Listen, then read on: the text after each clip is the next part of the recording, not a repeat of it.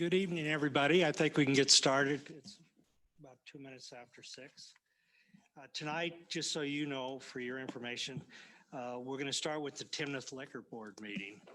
There's a change of address order or action that needs to be taken, and then we'll move to the Timnath agenda for the regular council meeting. Okay, so if Melissa would like to call roll for the Liquor Board meeting, we'll start.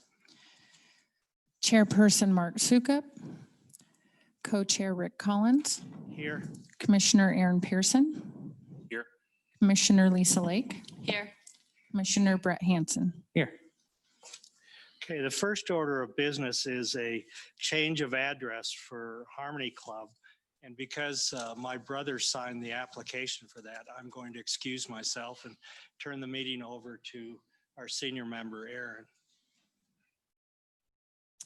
Okay, we have in front of us the Harmony Club change of address liquor hearing. Do either of you have any questions on this, or is there a presentation? Or No presentation. If you guys have any questions, it's as basically all you. they did is move from one side of the street Yeah, to the other side and of the street. literally their address changes by one number. So Okay. there's no reason for denial. I mean, staff would request approval. Okay. Okay. Thanks, Melissa. Do I have a vote to approve this change? So moved. Do I have a second? Second. All in favor, say aye. Aye. All opposed, say nay. Motion passes unanimously, or I guess it's not a motion, it's just a liquor license. So. Okay, that's it. I adjourn this liquor board meeting. Do we have a motion to adjourn then? We had a motion, a second. Yep. Second. Yeah, move second. All in favor, say aye. Aye. All opposed, say no. By 4, 1 absent. It's adjourned. We're ready to start the night's regular Timnath Town Council meeting. And the first business is, do we have any amendments to the agenda? Seeing no amendments to the agenda, we'll move to public comment. This Mayor is- Pro Tem, sorry, would you like me to do roll call? Yeah, I think we should do that. Absolutely. Roll call first to start the meeting. Mayor Mark Sukup, Mayor Pro Tem Rick Collins, Present. Councilmember Aaron Pearson, Here. Councilmember Lisa Lake, Here. Councilmember Brett Hansen. Here. Okay, now it's time for public comment, and this is public comment regarding any matter other than what's on the agenda down below. So the folks that I know, there's some folks here that want to talk about the filings that are on the agenda down below. There'll be time when we get to those issues that are on the agenda. So do we have any other public comment? We'll get the sheet and see. I don't have anybody signed up for public comment at this time. Unless I missed someone? Nope. Looks like she might have somebody that's going to. Okay.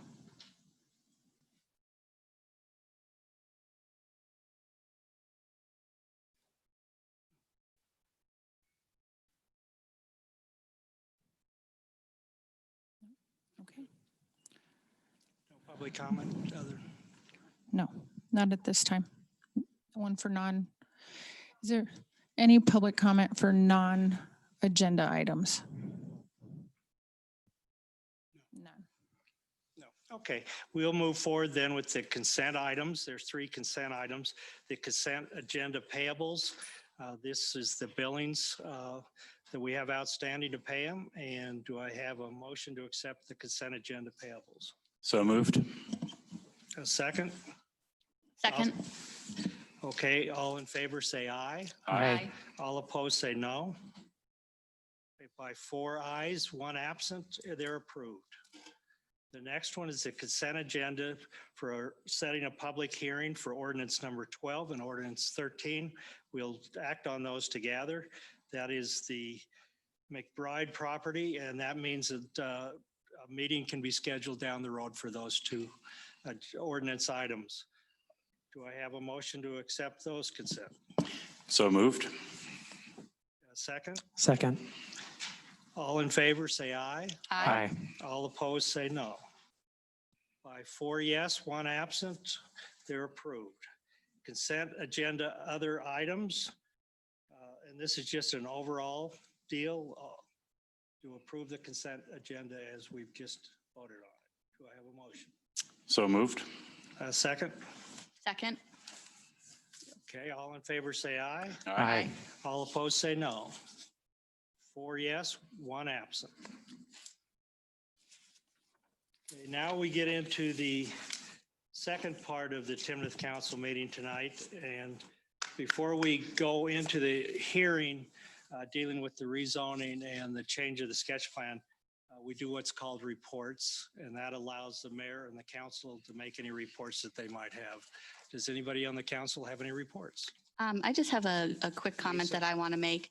At the next council meeting, I'll be filling out one of the forms for an official council report, but just wanted to give a heads up that my family was traveling a couple weekends ago, and I was reading the local newspaper there, and their city council actually created a code of conduct for council members.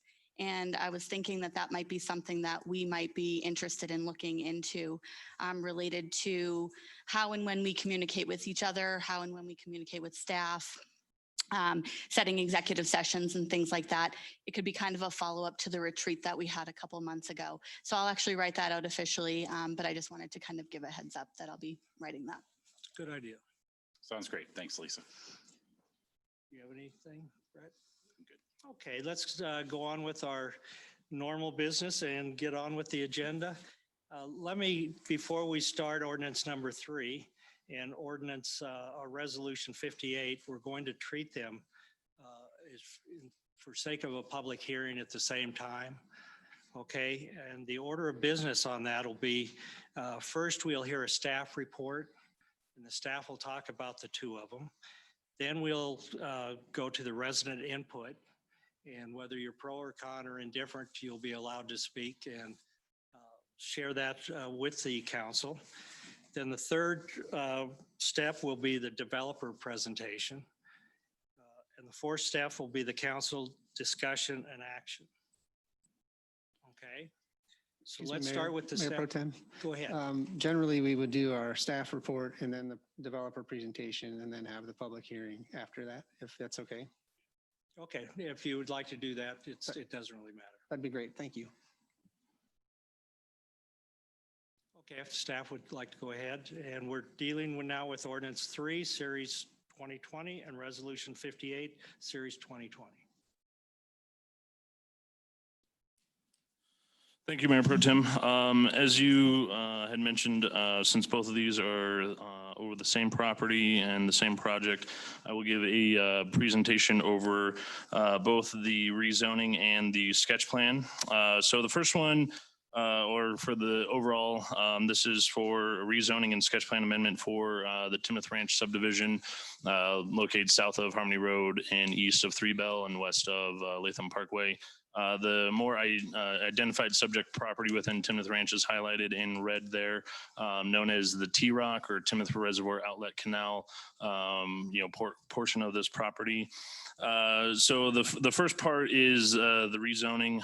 The rezoning proposal is to increase the community commercial zoning and then change a portion of the R2 single-family residential and mixed use to R3 two-family and multifamily residential and R4 multifamily residential. The community commercial zoning is increasing from roughly 32 acres to 40 or just under about 38, I believe is 39 is the new number.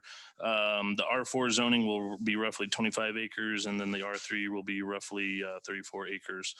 The R4 zoning is going to be located in the northwest portion of the property, bordered by the CC zoning to the north, the I-1 industrial zoning to the west, and then R3 would then transition to the south and the east of the R4 to provide a buffer to the R2. From that, the sketch plan. So the comprehensive plan designation for this property is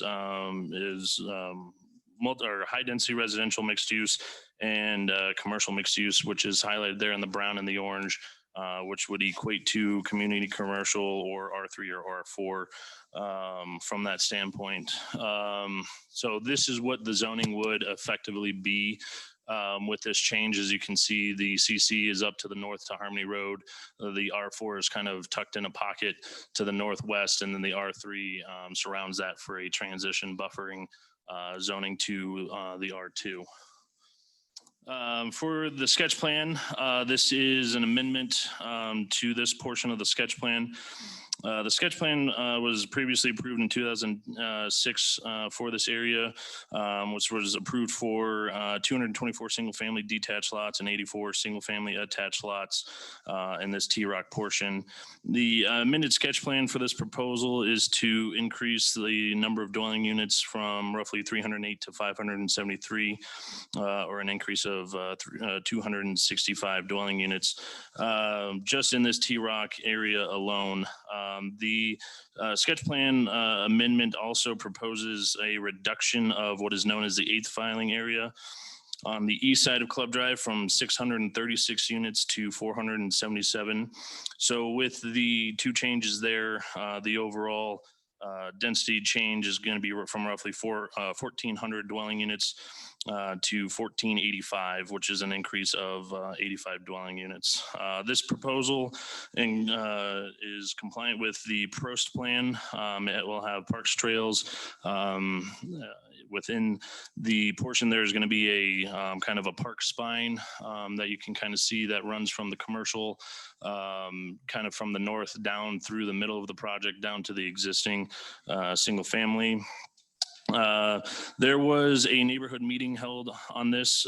So this came before the Planning Commission back in February.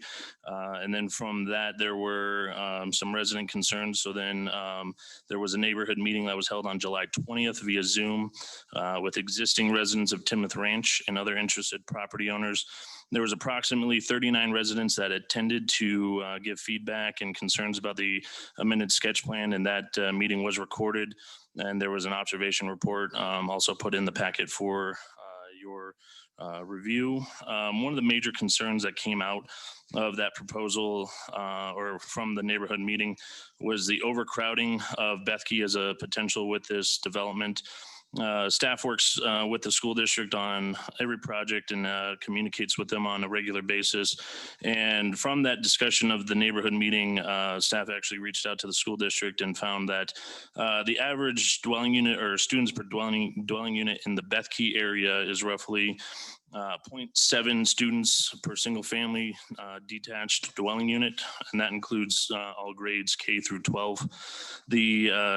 From that, the district then kind of, since Timnath doesn't have a good baseline for multifamily at this point, the district then provided some numbers for multifamily projects in other parts of the district, Fort Collins, Loveland, areas such as that, and found that the average student per multifamily dwelling unit is between 0.18 to 0.32 students, and that is also for the K through 12. So based on those assumptions, the original sketch plan would actually, based on those assumptions, if this entire proposal were to be developed as multifamily, it would yield between 96 and 172 students. But under the original master plan with the single family detached and then the small pocket of townhomes, that would yield between roughly 172 and 184 students. So that would actually be roughly about the same or even a little bit of a decrease from those numbers. The owner applicant is Timnath Ranch LLC, represented tonight by John Turner. And then the applicant is TB Group here with Jim Birdsall. And staff has reviewed both the rezoning and the sketch plan against the review criteria and found it to be in conformance with the land use code. And with that, I will turn it over to Jim for a quick presentation.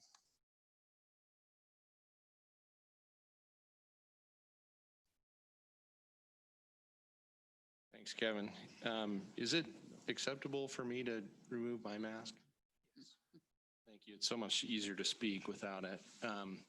As Kevin mentioned, my name's Jim Birdsall. I'm with TV Group. We're the project planner and have been involved in the project since its inception in the early 2000s. So we've got a lot of energy and time spent on this project and are very proud of it. With me here tonight is John Turner and Warren Turner with the development team, and then Jason Sherrill with Landmark Homes is here as well, in case there's questions or you guys are curious about the product that we have in mind there. So these guys are working to pull up my presentation.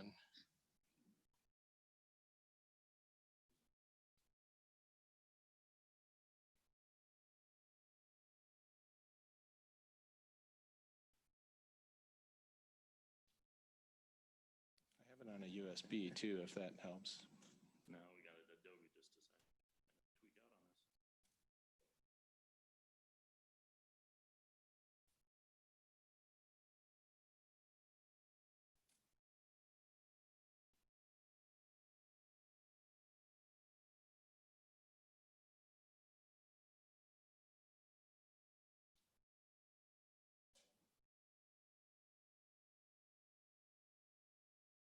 It's okay.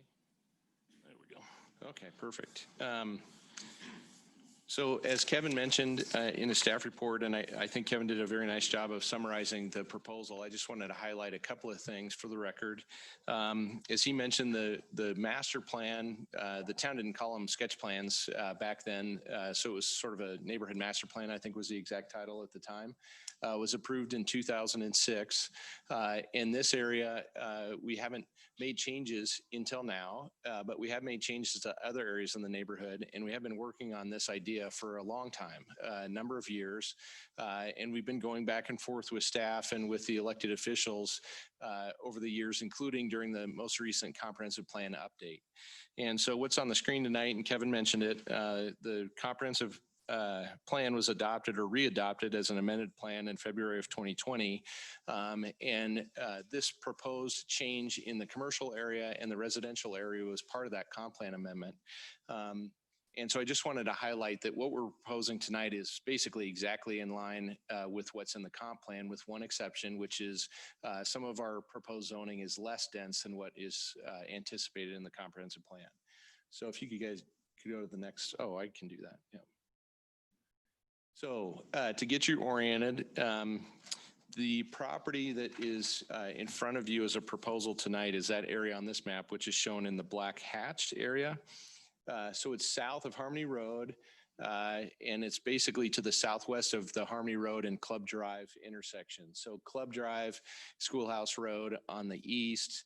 There's a drainage swale on the south that drains the Peanut Park area, and then the T-Rock Canal, the Timnath Reservoir Outlet Canal on the west. I know Kevin mentioned this, but I just wanted to highlight this again. So the area, you can see the area in green that is the north end of the Peanut Park. The proposal is the area just to the north and west of that. So that orange block and the brown block. And this is your guys' newly adopted comprehensive plan. So what we're proposing again is basically in alignment or exactly in alignment with what was approved in the comprehensive plan. So I wanted to highlight the sketch plan and the revisions, and I'll kind of get into that in the master plan as well, but I want to just highlight that what we've done is to try and create a commercial area and a residential area that are very integrated from an open space and pedestrian standpoint. What was originally approved, and I'll just go to that plan, we can come back to this. So this is a sort of a highlight of the amendment to the zoning. Kevin already went over this. But this is a sketch of what we have in mind for the commercial area and the residential area for that T-Rock portion. And again, we're to the west and the north of the Peanut Park area. And the original master plan, which Kevin showed you, if you look at it where the commercial is to the north of this residential area, they're really walled off from each other. So if you think about the commercial area, it's got a large, what was anticipated to be a grocery store on the south end of the commercial, directly north of the residential. And that commercial area was designed so that they were totally independent of each other, so not walkable. So if you lived in the neighborhood to the south and you were trying to get to the commercial area, you would have to go out onto Schoolhouse Drive or over to the T-Rock Trail and walk around all of those commercial buildings in order to get into the commercial. The town has been, and I think continues to really want to get a grocery store in this community. And so the town had asked us to consider redesigning this to meet a more sort of modern commercial design, but also create a site that would be marketable from the town's perspective to a grocery store user. And so over the course of literally years, we've been working on this design to come up with what we think is a pretty engaging and exciting redesign of that commercial area and integrating it into the residential. So now you can see the big box is off to the left, and the entry drive swoops through into the north end of the residential. And then you've got a really strong pedestrian spine running north-south that runs into the commercial area. And if you can see that green space on the south end of the commercial, our idea is that could be sort of a commercial central park concept where you could have boutique shops and restaurants ringing that greenbelt area that's also connected via pedestrian connection running north-south, which makes the neighborhood connected to that commercial, right? The pedestrian can walk through the park system, through that greenbelt and right into the heart of the commercial. And we think the character of this commercial is so far superior to what we had before that it's not even really comparable. It's such a positive change.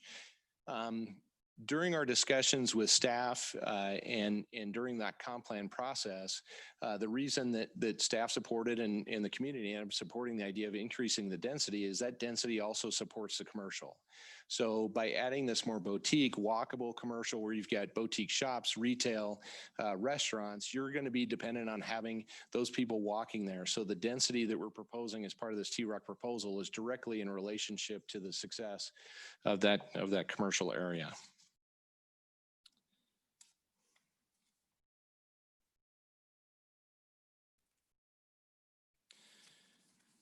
So as Kevin mentioned, this revised sketch plan that's proposed to you tonight is transferring density from what we call the 8th filing, which is sort of to the northeast of the Peanut Park, to this T-Rock residential area. So the overall master plan density is changing, but relatively insignificantly, 85 units. And we understand that there's concerns about traffic and school crowding, et cetera.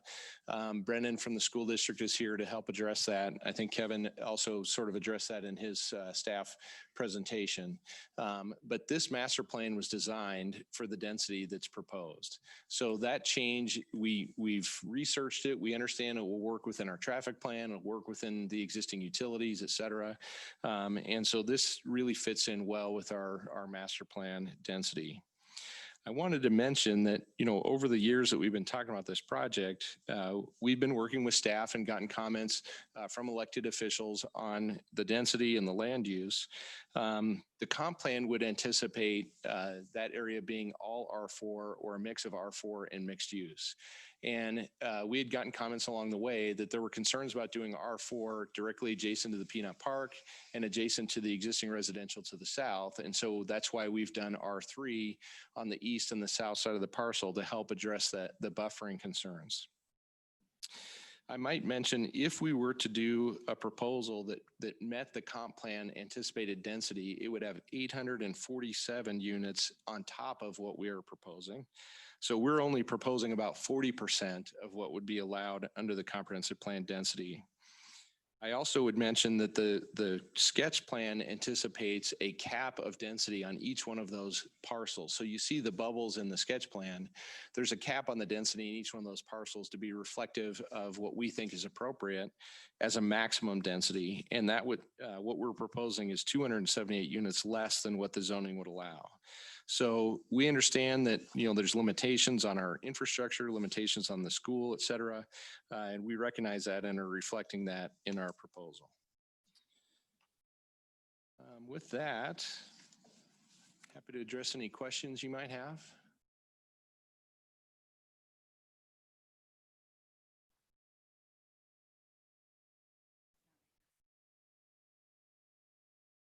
Let me ask you, how many apartments are we talking about?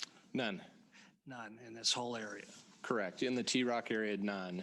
In the 8th filing, there are some apartments proposed, but there's no apartments proposed in the T-Rock area at all.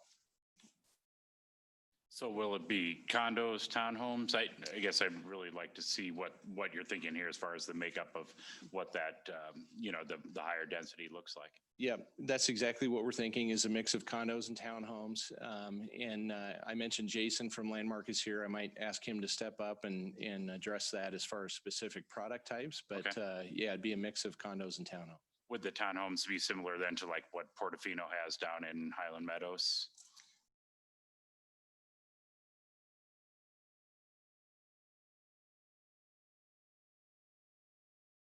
Good evening, Jason Sherrill with Landmark Homes. The product that you talked about, Portofino's, is actually a condo product. Yep. So it'd be similar to that product. There'd also be some walk-up condo product. The condo product at Portofino is an elevator service, very 55 plus friendly type product. Sure. And then a mixture of townhome type product, 2s, 3s, 4s, main floor masters, some ranch plans, a variety of kind of townhome product. And I'll also add that another product that we're doing there is a single family with an attached dwelling unit product along the rim that Jim mentioned up against the industrial. So it's really meant to be a nice wide variety, good market segmentation of product, good mix of product, which I think kind of adds kind of that vibrant, walkable network and neighborhood that Jim is referring to. Okay. Would they be similar to the townhomes that are on the east there in? It would be, some of it would be similar to that. We would want to play with the architecture and so forth just to create some variety. Sure.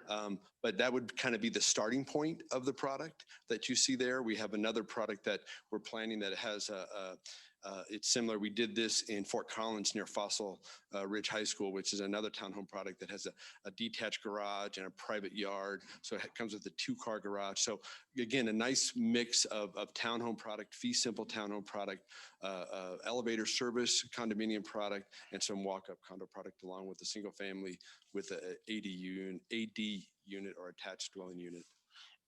And what price points do you think that these would? I know it's way early and too preliminary. It's a good Do you have question. any kind of?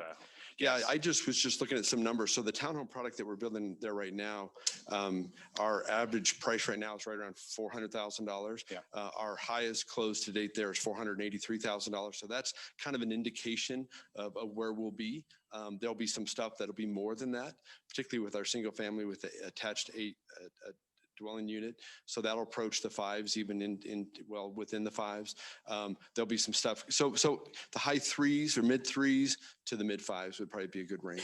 Okay. Which is very similar to the existing or the most current single family homes that's just recently been produced there in Timnath Ranch. The median price there is about $517, with the low being $409. So relatively similar price points to the single family that's currently being developed in Timnath Ranch.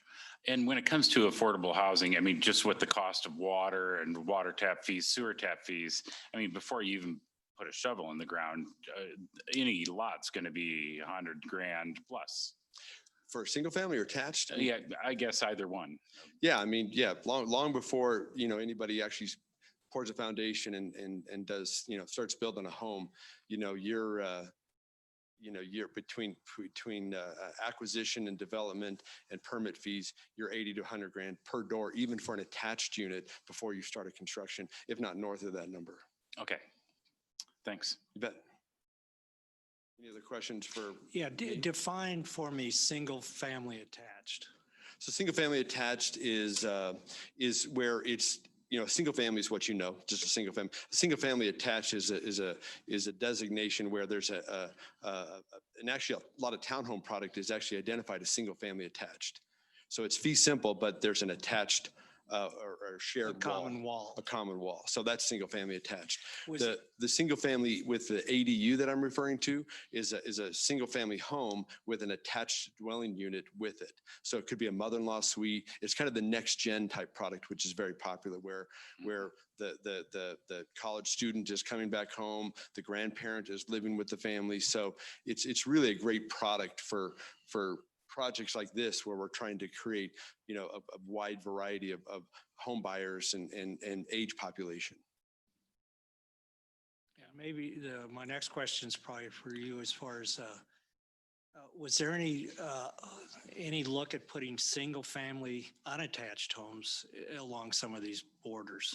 You know, yeah, there's definitely been a consideration for some detached, but there's, as you can see on the map there, there's a significant amount of detached product, not just at Timnath Ranch, but in Timnath in general. And so this was an opportunity to create a little more diversity and variety in product types. You know, I mean in this area specifically. Not really. The intention is to do what we're proposing. So given that the mix of single family that exists is a nice, in combination with this, provides a healthy Yeah, mix. my concern would be if you look at the 2006 plan, this was just a multi in one corner of this thing, and now it's a whole thing. And I think that's really got some people very I'll let Jim, upset. he knows the history better than me. I don't, so I couldn't really address that. It's a pretty drastic change. Would you be the main builder then in this project? If I can keep twisting John Turner's arm, because I think it's a great project, and I think our product really helps complement the concept that's being generated here with the mixed use, the connection to the commercial, making a really vibrant commercial community that, with the plan that Jim's put together, really strongly connects to the rest of the community, which I think is an important piece of the puzzle.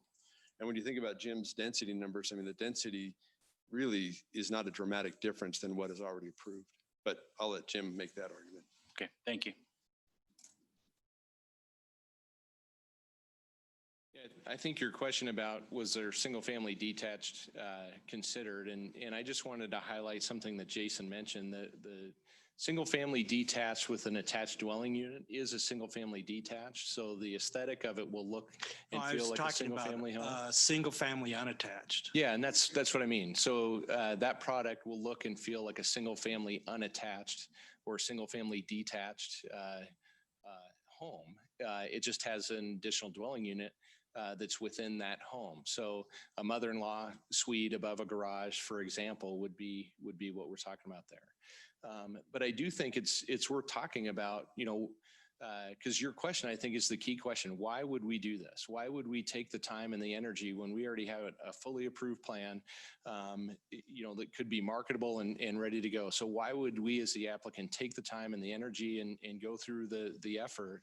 And it's really a reaction to this change in the commercial. And that came from the town. What can we do to make this the best commercial location, the best neighborhood or community commercial location in Timnath?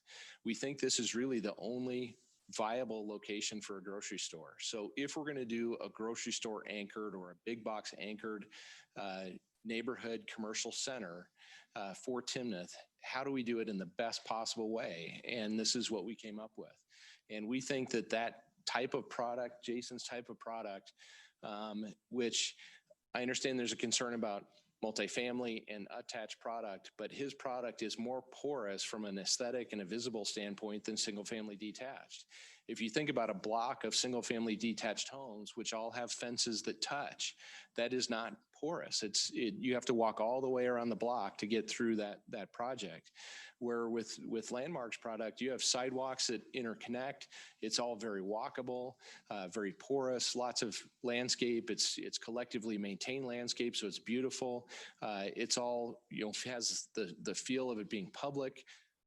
And we thought that product mix next to that commercial in the format that we've designed it was a positive addition. Anyone that's a commercial developer would say, if you're trying to do boutique and restaurants and that sort of thing, if you can have a neighborhood that's walkable, it's a huge, huge bonus to that commercial, where you're not just reliant upon people hopping in their car and driving and having to get out on the road to get to that commercial center. So we believe in what we're doing, and that's why we're bringing it to you. We think it's a significant improvement in the plan. You mentioned that you guys tend to not use the max density. What kind of density are you thinking of actually using for these areas, for the R3, the R4? Do you have any idea? Another great question. we would love to say that we can hit our maximum density. We never do. These guys probably see it in the applications they get. It almost never happens. So a good example is on the 8th filing, which had an allowed density of 696 units, and we ended up at 477. That's a pretty good example. And so I am confident that what we were asking for tonight, as far as a maximum density, we will not be able to hit it. I guarantee you we will not be able to hit it. But it gives us a good target. We've spent quite a bit of time with Jason working on some sketches of what that product could look like. And we think that we're close. And that's why we're asking for what we're asking for. Okay. Correct me if I'm wrong, but the R4 maximum density is at 16 units per acre? It's actually at 24. 24, okay. I guess as a reference, that 8th filing, I calculated that was going to be about 12.5 units per acre. Is that a similar type of density that you'd be looking at in the R4 is about 12 units per acre? Like a similar look of what's on the 8th filing? Yeah, I would have to do some quick calculations, but I think that we are significantly below the density that we proposed in 8th filing. Okay. So if we were to go, and I mentioned it, but I did it quickly, so forgive me, but I mentioned that if we were to maximize the allowed density in the zoning that we're proposing, it would be 278 units in addition to what we're asking for tonight. So we are already recognizing that we're not going to reach the maximum density allowed in either of those zone districts, either the R3 or the R4. But I think we're going to be below that density that we proposed in 8th filing. Because 8th filing does have some apartments, and so it's going to be a higher density product than what we're proposing here. I guess, is there a possibility you don't even need the R4? Can R3 give you the density that you need, or are you just trying to make sure you have a buffer in case you go 0.3 units per acre over that limit? Or there's other parameters in the R4 that allow us to do some product types that we would not be able to do in the R3. And so for us, it's not really the density that's the trick. It's the other dimensional standards in the R4 that allow you to do higher product and do some of the elevator served condos that Landmark would like to do. That's again why we buffered the existing neighborhood from the R4 with the R3, is because we recognize and staff recognize that the R3 is more compatible with single family detached, and that's why we did the R3 kind of as a buffer. so do you anticipate the final product density between that R4 and R3 being similar, but the R4 gives you different product types you can do? Is that? I think the R4 will end up being higher density than the R3, but I don't think we're going to get close to the allowed density in R4. I think we'll be well below the density cap that's on the plan is well below what is allowed in the R4. Okay. Thank you. I have a quick question about, you've mentioned the 8th filing, and it mentions it in the report as well, saying that the density would be decreasing by 159. Is it correct that we're not looking at that one in front of us right now, so that what's approved right now is 636? Do you have any idea when that would be brought to council? Because basically we're only voting on the other section. So how do we ensure that the density of the 8th filing does compensate for the increase that you're asking for in this one? Yeah, Lisa, so the preliminary plat for the 8th filing has come before council already at that 477. So there is already an approved preliminary plat for 477 units for that 8th filing. So that pretty much already sets that in stone. For that density. If that were to change, if they wanted to go back to, go above that, and then they would have to come back to council and planning commission and council for a different preliminary plat. But we already have that initial step already approved at planning commission and council. So the next thing that would be coming forward is the final plat still at that 477 units. Okay, because it mentioned the 636. So yeah, that's so why the original master plan for Timnath Ranch had allowed that at that 8th filing area to be 636 units. But where we're at right now is at the 477. Correct. Okay, thank you. Let me on that point follow up on it. But if they then withdrew their H filing, they're back to the original. What protects the public in terms of not going full board on the numbers then? So if they do have that right to come back, No, but if they, right now, they can go with the higher density in there. The H filing's taking that density down. correct, and Okay. that's already If they preliminary platted then, approved for At some that. point decide to withdraw the H filing, they're back with the higher density. So what protects them? Because that's, this one is saying, trust us, we're going to go with the H filing, and they probably will.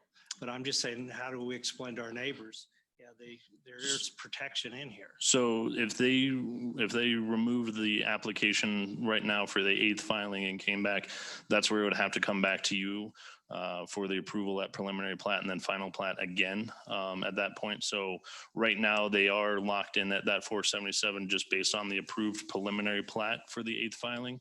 So it would come back basically from the square one back to a preliminary plat, trying to base off of the approved sketch plan at that point. And then this sketch plan here, if it is approved with that density shift, would also lock in the 8th filing at 477 units. Okay, let me just make sure I understand this. I'm not the developer of the family. The H plan area is given a R4. Correct. R4 has a number with attached to it. I don't want to find a situation where, like with the daycare, where they come in and say, you've got to vote for this because it's the right zoning So and the right number. I'll take that one, Kevin. So this sketch plan that's in front of you tonight, it would lock in the numbers that are being proposed. So the 477 on the east side would It be, would lock it in for the whole master. this would be the new sketch plan for the development. So if this is approved tonight, this would become the new numbers, and everything going forward would have to match this plan Okay. or be less. So it's like this plan or less, so to speak. Okay, let me ask you another question then. You're adding about 5 acres in commercial, and I assume that's to have a more appealing commercial area for the grocery store and for the traffic or for the parking and the whole works. I would think there'd be a good value to that, an added value to the developer, if you will. So then I'm wondering, why not cut back the numbers in the residential part, knowing you're going to pick up more profit in the other part? That's assuming that it absorbs. And so if you look at the plan that we've presented, most of the additional space that we're adding is for that park. So we're adding a park within the commercial area. And so this neighborhood center or commercial center is about as big as is typical in the marketplace. So to add additional commercial space, on the assumption that you could absorb it, I think is a risky proposition. We think this is plenty big as it is. So I don't think we would be interested in expanding it further. Have we had any kind of feedback in terms of grocery stores? I would ask staff maybe to answer that. They had asked for an exclusive marketing right. And so I think they were out pitching it to the marketplace. Mayor Pro Tem, we have had conversations in the past. It's been a few years.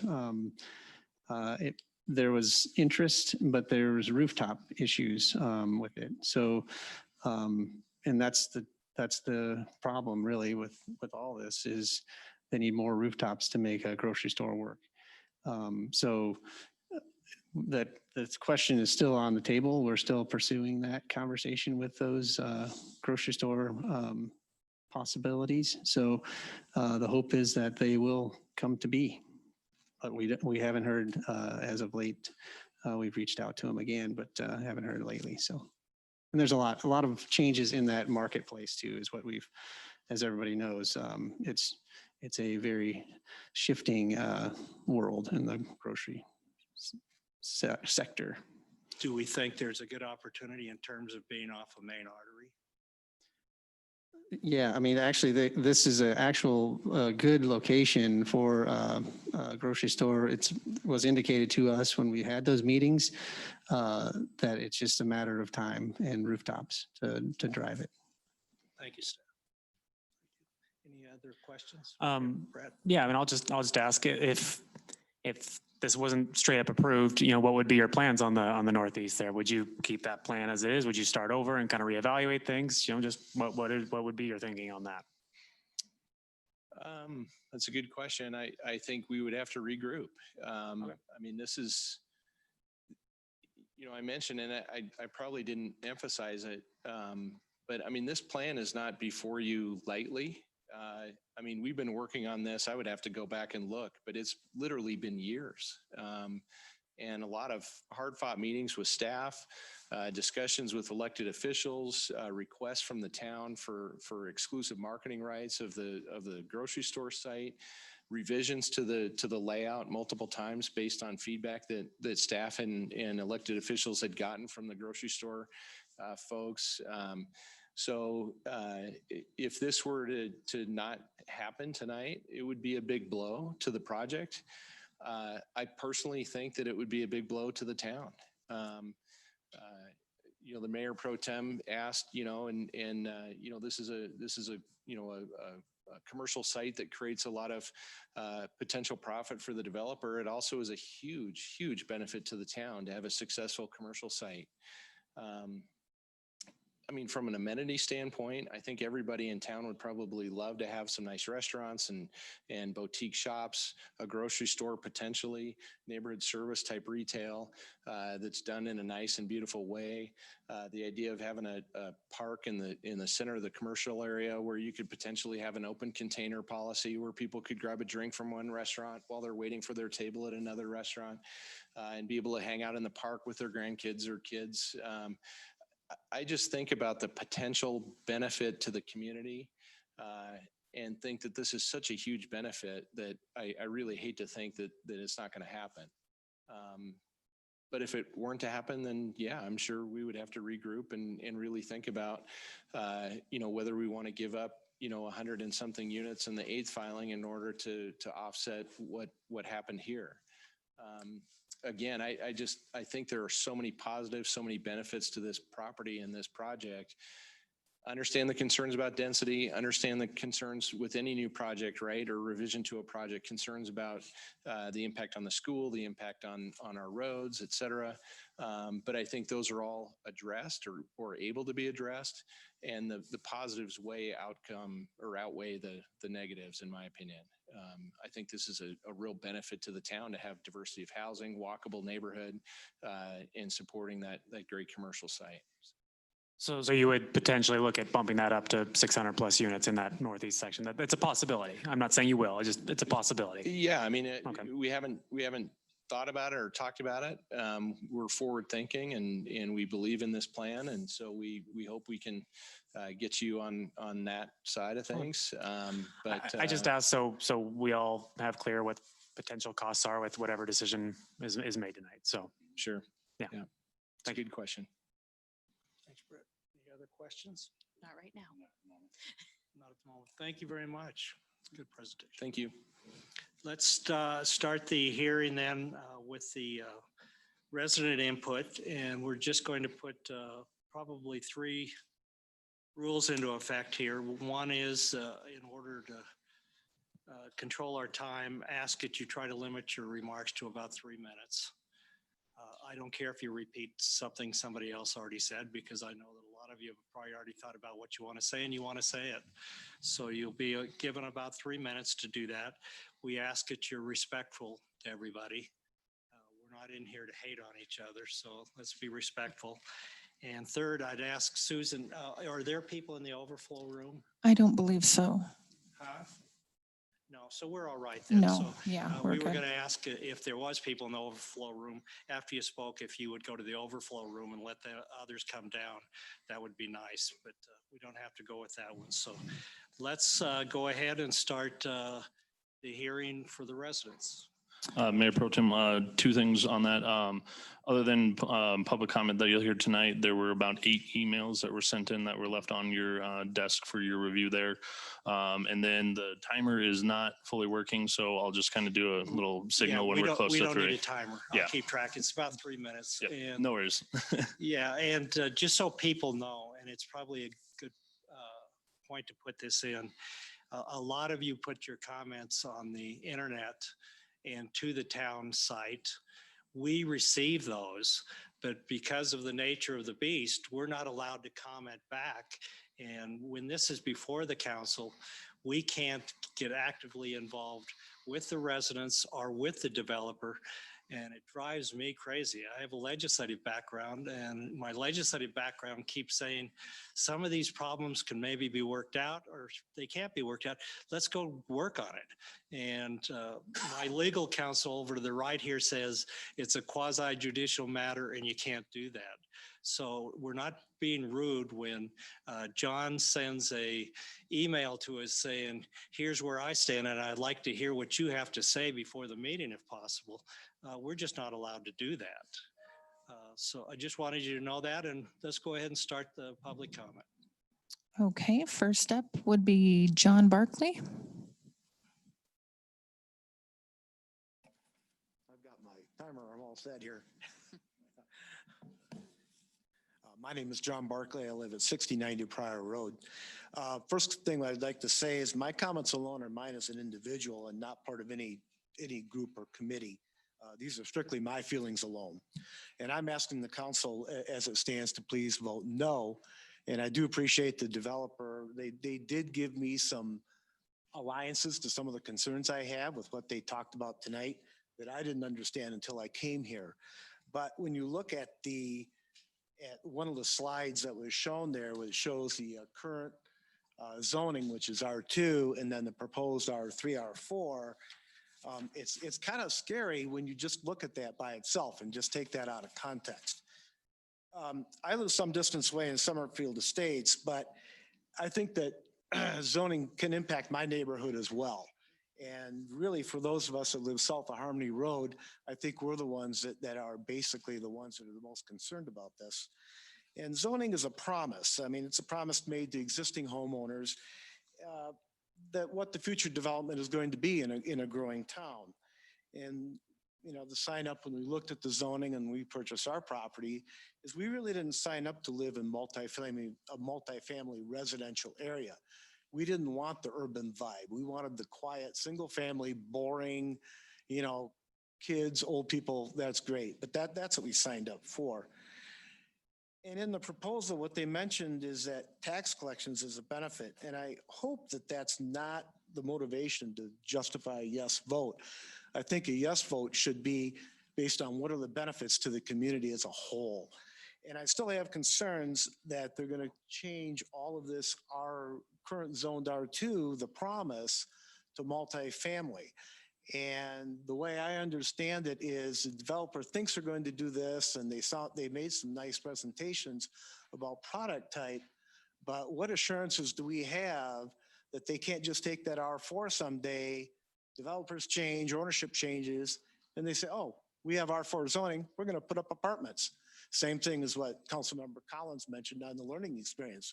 Once you have the zoning, well, that's a promise to the owner that they can do what that zoning prescribes. So that's my concern, is that maybe they need the R4 for something, but what constraints are that going to be that they can't just slam up apartment buildings right next to the single family houses? And I think that's where a lot of the people that are concerned here have that concern. And I appreciate you taking the time, and you know, most of the residents right now, I think, are dead set against this, but maybe something could be worked out. But I just think in its present form, we're giving them just too much leeway. And I thank you for your time. 1 minute left.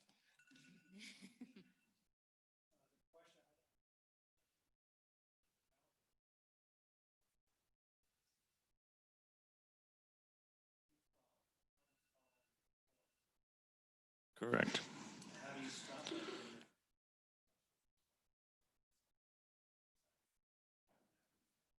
Can we put a condition on the approval saying that there would be no for rent properties in this phase? That is something that you could put on as a condition. That is if it is agreeable to the applicant. Okay, thank you. The other aspect is that there is a sketch plan that goes along with it. So it's a two-part kind of a thing. The zoning sets one part, sketch plan establishes the other part. Sketch plan establishes where those limits are.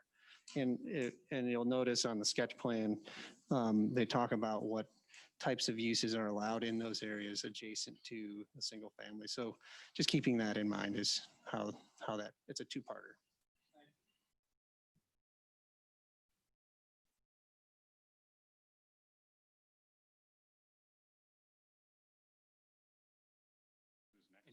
Council, if I might interject before the next comment.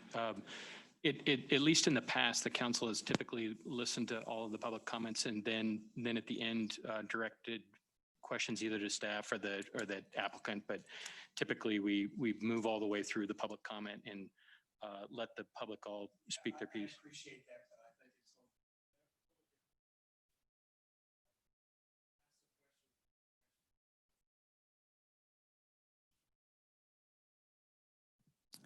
Okay. Next is Ms. Christy Bickley. Okay.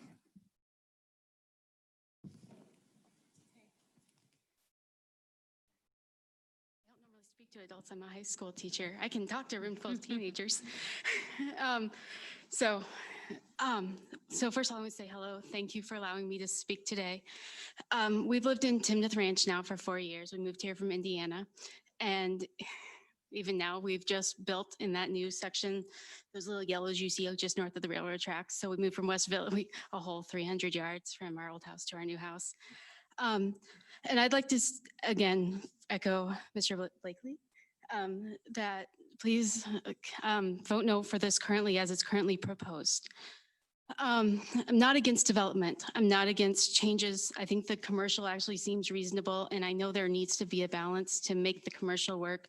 There has to be a certain density. I got that from the meeting a couple weeks ago, but I'm concerned just about the amount. It's a huge change. I'm also concerned about the grocery at the front. We're making a lot of concessions to having a big box store that we don't have even a, wink, wink, nudge, nudge commitment from. We have Walmart, Supers, and Safeway all within 3 miles. They're in the 4th mile and you get Target. Do we have I know we heard rooftops are gonna drive that a new grocery store, but I don't know, maybe it's me being a mother of 4 kids. I don't mind driving 3 miles to a grocery store. In fact, it's kind of pleasant to get away from my children. Don't tell them I said that. So I guess I would say I'm okay with the townhomes, but I'm concerned that there's just too many. And the documentation we were getting in the mail is saying it's only 85 more, it's only 85 more, but I felt like it was a little disingenuous because they were pulling from the east side to the west side. And again, we looked at the zoning and we said, oh, it's more single family all the way up. Cool, lots of friends for our kids. Again, I know they said that you guys watched or got a summary of the meeting with the developer a couple weeks ago. I hope you watched it. Again, and they said tonight, there's probably not going to be able to actually build all those, but it's kind of scary that we are basically telling them today that, yeah, you can here. Yeah, you might not, but it's a lot of units. I'm still concerned about Bethke. Again, I've got, my youngest is 3, so I've still got 8 more years of Bethke ahead of me. And sorry, I'm really nervous. The numbers we got from the town, the city of Fort Collins, I'm assuming, I'm making assumptions because this is not my wheelhouse, I'm a science teacher, that those numbers include student housing, like not the university dorms, but apartments that students are using. And those are probably pulling averages down. So again, they said they started to pull some from the Harmony Corridor. They've tried to get over it. We don't have a lot of multifamily, so we really don't know what the impact will be here. There's my time. Sorry. Anyway, so let me finish. I'd like to thank you. Sorry. I'd like you to consider are we doing this for growth's sake and to bring in new revenue, or do we just want to grow into a town that people still want to move into in 20 years? So thank you.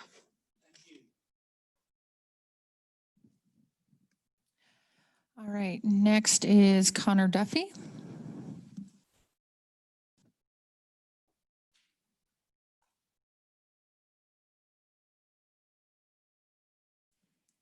Council members, thank you very much this evening for letting me speak. To echo some of the other comments that the other residents have made, I'd like to speak directly about Beth Key overcrowding and the potential for that happen. I'm not sure if you had a chance to watch or listen to the meeting, the town meeting the other night. It was contentious at best around this issue, myself included, I'll admit. I think one of the major themes on that is we are anticipating that there will be a large draw of students out of Beth Key School when the new elementary school opens in Windsor. It is my opinion that I don't think that draw out is going to come that fast. There is a grandfathering process in place. To my understanding, I think it is anybody who has started at Beth Key can stay there. And I've also heard and read that some siblings may be grandfathered into that as well. If that does happen, we don't have that amount of students leave, we're only going to exacerbate the problem more by rezoning. I think the density numbers that we are applying are averages across the school district. I will say that applying those averages to Timnath and our neighborhood specifically is not applicable. I think you're going to see a lot of multifamily homes come online in the Beth Key area. People see that type of product available and move in with larger families. I think we will be above the much higher level than the 0.18 to 0.32 that Kevin mentioned. You know, if we take averages from the school district and apply them here to Timnath, the reason why I say it's not applicable is because Timnath isn't your typical community within the school district. You know, I was just looking up today, medium income in the school district, $415,000, or excuse me, medium home price, $415,000. Medium income, $64,000. That's not Timnath, but that is Poudre School District wide. So if we use the average, I don't think it's very applicable. Another thing that we heard this evening, as well as during the call, is this great need for the commercial space. From a Timnath standpoint, not just this development, we've got a lot of commercial space planned. We've got the Old Town Center. We've got commercial areas here that are zoned for that. This area that they're trying to rezone is already zoned for some commercial. I actually worry that, you know, for lack of a better term, we come before the council and say, hey, look at how great this is, when we're really just talking about glorified strip malls. Right? And the whole Harmony corridor, where we have this nice rural community feeling, just turns into basically strip mall after strip mall after strip mall. I know we always talk about boutique restaurants and whatnot. You know, there's boutique restaurants over at Foothills Mall, Front Range Mall. They're going out of business. I don't want to see that happening here. In closing, I'll be honest with you. I think that if we look at this redevelopment, it is specifically to maximize the profit of the developer. I have no problem with anybody making money, but that profit will become at the expense of the existing homeowners' property values. You put in a lot of multifamily homes right next to single family homes, and the property values are going to go down. I hear things, you know, today was the first time I heard no apartments, right? When we start talking about elevators serving third floor condos, those sound like apartments to me. Sorry for going over my time. I think I heard it. Thank you very much for your time and your consideration. I implore you to vote no. Thank you very much. Thank you, sir. Lastly, we have Dorothy Nguyen.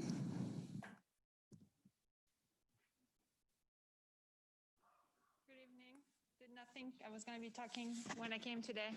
Put guess your, I can put remove it. into the mic there a little. Yeah. And I have an accent too, so you just have to bear with all of it. Did not know I was going to be talking today, so I just wanted to make sure I heard about the rezoning. I just moved to Timnath Ranch in January from Texas. I think, like the lady mentioned, I moved in thinking that all of that area on the left, on the east, was going to be single home. You know, a little sad to find out that it's no longer going to be the case. And I think there's a lot of people that feel the same way as I can hear tonight. And I heard also the medium cost of all of those houses. And I think I heard some 415, and then we got the upper end of those condos, but we didn't get the upper end of the houses in Timnath range. And I think it's more than the 415,000 that we heard. So I think it's also one thing that we want to consider. I am not an expert in I don't sell houses, I just buy them. And I've sold a few of my own, and I'm just worried that my house is going to be less than what I pay for it at the beginning of the year, which would be a disappointment. Also, I am confused about and I think I heard that comment too about the grocery store, right? So if it was several years ago that we had conversation about the grocery store, I feel like we're making a lot of change for no grocery store that has said, yes, I will go ahead and move into your area. So I'm worried too that it's just going to be a bunch of empty spaces where there will be no restaurants, no commercial, no different store that would be available in those different places. So I would also ask that we vote no to the rezoning. Thank you so much. Sorry, I was not prepared for this, so I felt like I was a little off a beat, but thank you very much for your time. Thank you. Mayor Pro Tem, somebody else has signed up, but they didn't choose an agenda item. I just wanted to double check. Yes. Okay. There is one more then.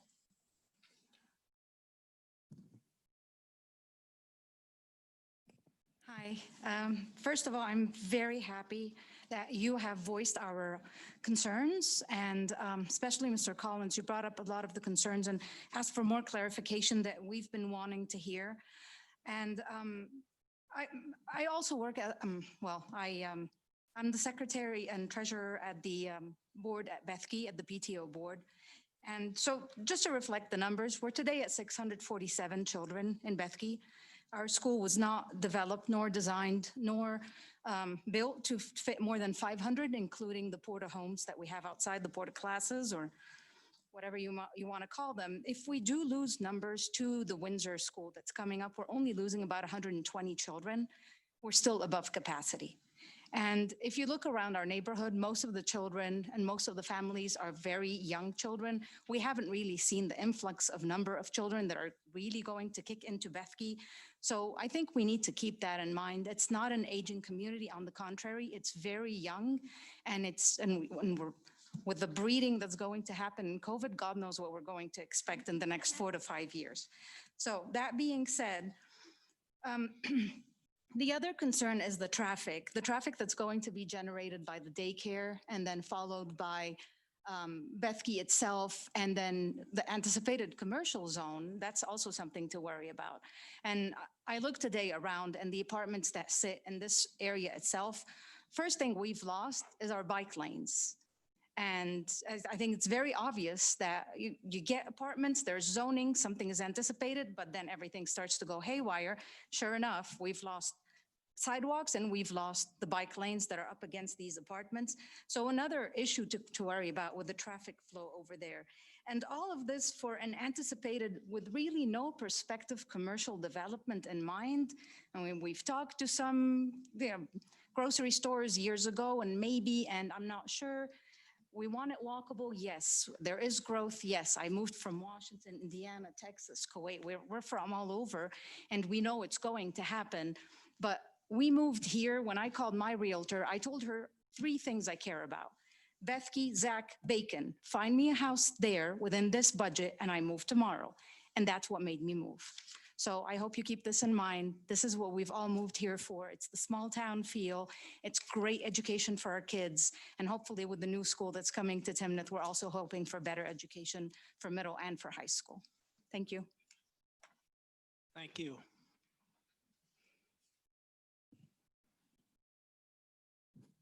That's all I have signed up. Is there anybody else? Anybody else like to speak? Yes. Would you state your name and? Yeah, my name is Gracie Petrin. Yeah, come up to the mic and then. Is it that better? There you So we moved, our house is right on the border, we're on the tracks. So we back directly to where this is going to be. And when we signed, our house is going to back to the end of 2 cul-de-sacs, and it was going to be a green space. And We were really excited about it. And we just moved to this house. We're a really young family. My husband's a firefighter and I'm a stay-at-home mom. And all of our money's in our house. And we have a lot of sacrifices for that. And it's really hard when we knew we had something planned and that's what we had expected. And that's not what it is now.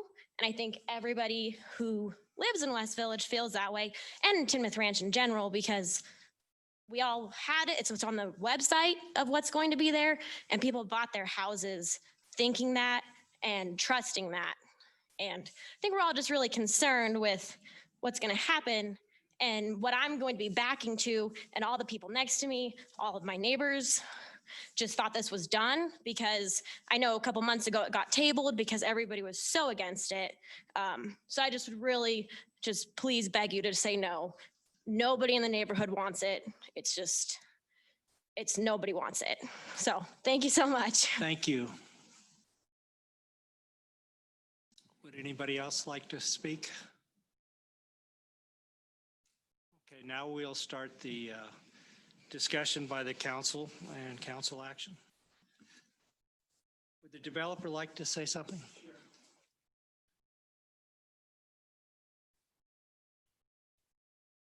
John Turner, 6379 Crooked Stick, Windsor, Colorado. I started this project quite a long time ago, probably 2004, 2005. We started annexing it. And this was the first big annexation on the rebirth of Timnath. And we spent a lot of time and a lot of money on it. Nobody wanted to provide Bethke a school site for an elementary school. Harmony Club didn't want to do it. Timnath South didn't want to do it. Jerry McMorris didn't want to do it. We were the only ones that did it. And it cost an enormous amount of money to build Bethke. And after I donated the site to Bethke, to Pooter Schools, I built a school site to it because I knew it would be something. And I made commitments to previous town boards and the residents of Timnath, going way back, way before this board and way before the previous board and way before the previous board. And then I donated the town hall site, gave them the town hall site. I gave the town all the engineering so there could be flood maps from Ayers, and Don knows that. And we re-engineered T-Rock so we could do it and so we could have nice park. The town built a beautiful park there. I provided the non-pot water there. I provided the dirt for that park. All these things are multi-$100,000 issues. Some are $1 million issues. People ask, oh, why am I doing this? I'm requesting 85 units. What am I really asking for? I'm asking, in 2006, we sought an approval and that commercial site is obsolete. That's kind of if you look at it, it looks identical to the Safeway site on Harmony in Fort Collins or the King Super site in Windsor. Those sites are dated. They're obsolete commercial developments. I want a viable commercial. To finish the rec center, I need a viable commercial. Our Metro District is scheduled to go build the rec center. If we don't have a viable commercial, that's the movie. No one asks, why are you doing this? Somebody says, oh, he's just doing that for the developer profit. No, I've given and given and given to this community and this project over and over again. 2008, city got sued, the town got sued by the city of Fort Collins. There was only 2 developers that put up the money to defend the town. It was myself and Jerry McMorris. Town issued me bonds to defend the town. 2009, they were going to lay off staff. I came and built houses to keep staff employed. I've totally committed. I've never even had a chance to be selfish on this project. So to have somebody move into this project and say, oh, we moved in, we got my life savings. I put my life savings over and over into this project. We built houses when there was no money to build houses. But I'm looking at that commercial. The old commercial is obsolete. It's an obsolete plan. If we don't want to change it and do it, that is an A or A+ plan for the commercial. The residential, the multifamily that we're looking for, that's a very good, it's a very functional, they all kind of work together. The multifamily makes the commercial work, the commercial and the multifamily make the rec center works. This is a mixed use master plan that I've got almost 2 decades of my life into. what did I probably hosted a dozen Bethke golf tournaments. When I moved back here in 2006, my neighborhood at Highland Meadows had 53 kids going to Bethke. They were the first class. We had a picture in the park of, it was called Arbador Circle Park. And there was 53 kids, all in Bethke Elementary. Every one of those kids is in college and gone. Bethke has cycled 2.5 groups of kids. Bethke has been a tremendous asset for the town. I'm very proud that we did this. I'm very proud that I donated the site. I'm very proud I built the site. That was a $3.3 million site right before the recession hit. That killed me financially. I still stayed committed to the town. Now, Brendan Willits is here from Poudre School District, and he can answer any of the questions regarding the impact on this. He's actually told us this has less of an impact on Bethke. I'm now building, he came to me probably 2 years ago. He came to me about 2 years ago. No one would sell him another site. And I sold him site down in Loveland, which is building, and I'm building the new site over there. So not only did I build this site, I'm building the other school site. And I really appreciate it if Brenda can respond to some of the Bethke comments. The idea is that Bethke is overcrowded and that it's over capacity. I had that very specific conversation with him today. So hopefully, I don't know if I can invite Brendan up or not.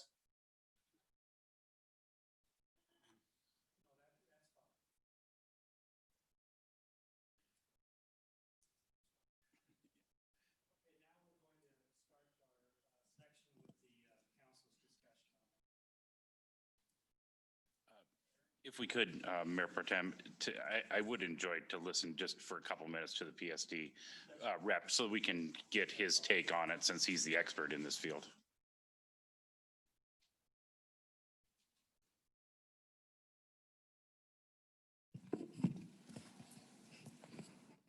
Thank you for the opportunity. My name is Brendan Willits. I'm the planning manager with Poudre School District. As part of my job as the planning manager, I oversee projections. I take part in the enrollment projections. I work with a great bunch of data analysts. I also do property acquisitions. I help and write the master plan. I do and control and maintain the boundaries under my department. Just providing you some background as to where I speak from my position. I would like to address a couple things. As far as student yields, I've worked with Kevin and Matt, and we discussed how my typical student yields work. I do not include CSU students. I very carefully cherry pick. In fact, I had a problem giving Kevin real numbers because I can't provide multifamily yields because there just isn't, quite frankly, enough multifamily to create a statistically a number that is satisfying to most statistical boundaries. And so that's why I gave Kevin a range, but I don't include CSU students in any of my multifamily. So I just wanted to address that up front. I realize probably more than most that Bethke is overcrowded. I see those numbers. Our board is hearing the numbers from my boss this evening on the budget. I go out to Bethke. I know how many modulars. I help make recommendations for where modulars are placed. So I'm intimately aware that Bethke has a lot of students. I have worked with Mr. Turner on acquiring land, and the Southeast Elementary, as I refer to it, or the Loveland Elementary, will be taking somewhere in the neighborhood of 100 and 140 students in the first couple of years. That school is slated to open in 2021. To address grandfathering actually hasn't been fully fleshed out and determined, nor will it be. Grandfathering is the general term for when they say, you know, if your student is a 5th grader or a 4th grader, you may continue at Bethke rather than transition to the new school. That's really there to protect the older kids. High school is an example. No one wants their senior who's lived and breathed and they've bled the colors of whatever school they've gone to. No one wants a senior to start a new school. You allow those older grades to stay in that school. Elementary is a little bit easier, but typically you wouldn't want a 5th grader to transition to a new school. Sometimes that is 4th graders, but that is a decision that's made by the assistant superintendents and superintendents. Obviously, some of us staff have opinions, and will provide guidance, but that decision will be made by the superintendent and then recommended to the board and approved by the board prior to the opening in 2021. I would not recommend, nor have I ever in my career recommended, that anyone who has started at a school would maintain their ability at that school. It just doesn't make sense. May seem cold, but the reality is that I generally recommend 4th and 5th grade is about the cutoff. If you're in K1, 2, or 3, or PK, I'm generally going to recommend, especially with a school that is that has a lot of population right now, like Bethke, my recommendation would firmly be that those students who are younger simply transition. And there probably will not be a lot of choice options in our new schools. We've learned our lesson at Bethke and Fossil Ridge, where we opened up for choice and other people outside the boundary may choose in.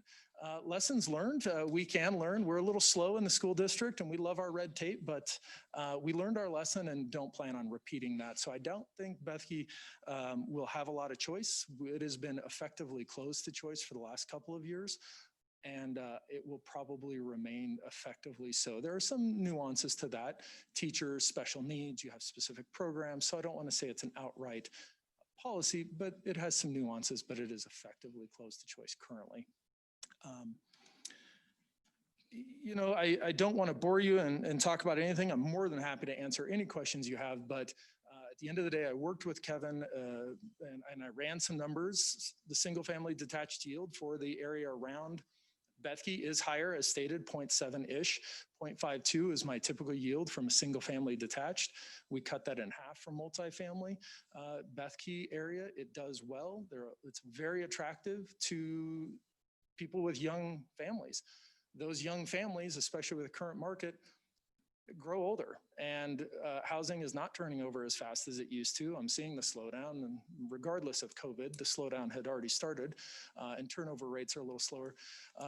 3 years ago, we had our high of 129 students in a single grade in Bethke, and this year our high is 5th grade, and it's 99 students, with our low being K at 89 students. It isn't over 600 where it should be because of COVID. It's actually in the 560s. But there's a lot of online school, and that doesn't take into account. With the new school opening, my published projections as of May of 2020, I published to my board projections for the impact of the new schools opening on the current schools. And that actually pulls it under 600, which is still at its built capacity and not where we want it. But in all reality, when the new school opens, school districts deal with schools that have capacity issues by either changing boundaries, building new schools, or adding modulars to handle bubbles. Right now, the bubble is waving out of Bethke, and we hope to reduce it by 100 and 140 with the new school within the first couple of years, and remove some of the modulars. And then if it still has capacity issues, in my opinion, I don't take sides to developers. Mr. Turner has done a lot of wonderful things. And in my opinion, this is neutral to the school district. It's simply not bringing more students than I had already anticipated, which are in the projections. So I simply look at the numbers. That is not to diminish all the work that Mr. Turner has done for and with the school district. Simply, I am a neutral party, but this math, from my mathematical standpoint, is a student yield. This is a non-issue for me. I know people are concerned about Bethke. That's a different topic for me. More than happy to address that individually or in a public setting. Thank you. Thank you very much. Thank you. I have a question on, I know the question came up earlier about, are we able to put requirements in for, let's say, no apartments or something like that? What other kinds of stipulations can we or can we not do with this issue? With that being very vague, I don't quite know what answer I can give you on that one. For example, could we stipulate that, let's say part of the proposed R3 remains, a portion of that maybe remains R2, to butt up against the other R2s that are already built just south of there? That could definitely be a discussion point for a condition, yes. Okay. And that would also, we would want to bring back Jim and John to have that discussion to see if that is something that they would be willing to attain. Okay.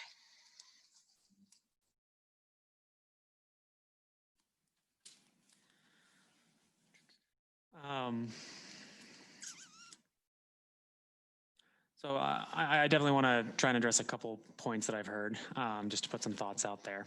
I certainly share the concerns about Bethke. I have a 1 and a 3-year-old at home, so I'm certainly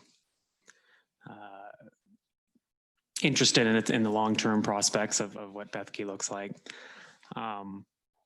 I watched the neighborhood meeting. I think that was probably half the comments, and then the neighborhood meeting was about the school.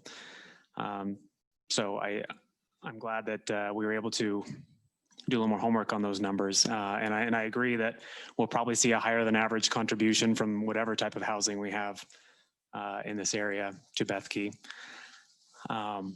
Just like we'd probably see a higher than average number from the multifamily, I think we see a much higher than average contribution from the your traditional single family. So I'm trying to weigh the alternative contributions to Bethke. I think I have to agree with our representative from the school district.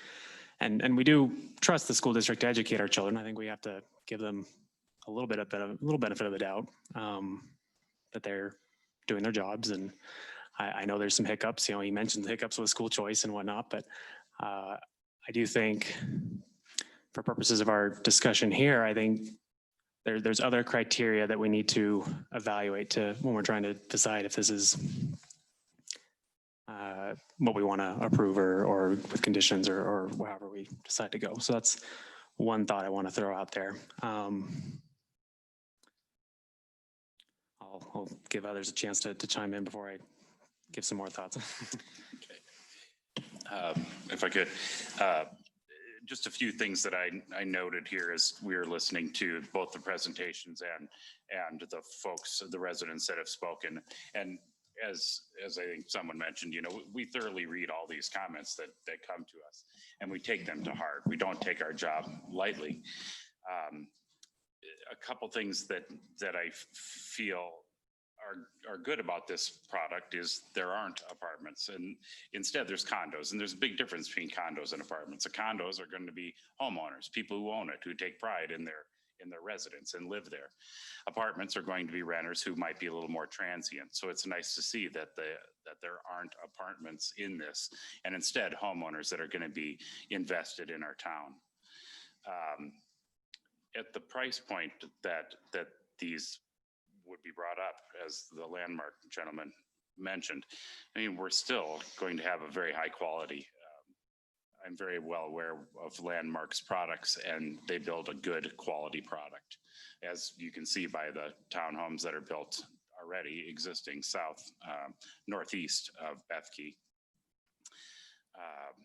We as a community and as a public servant, I think we need to try to increase our diversity in our neighborhood, and having all single family homes with a median price of over 500,000 doesn't do a lot to increase our diversity.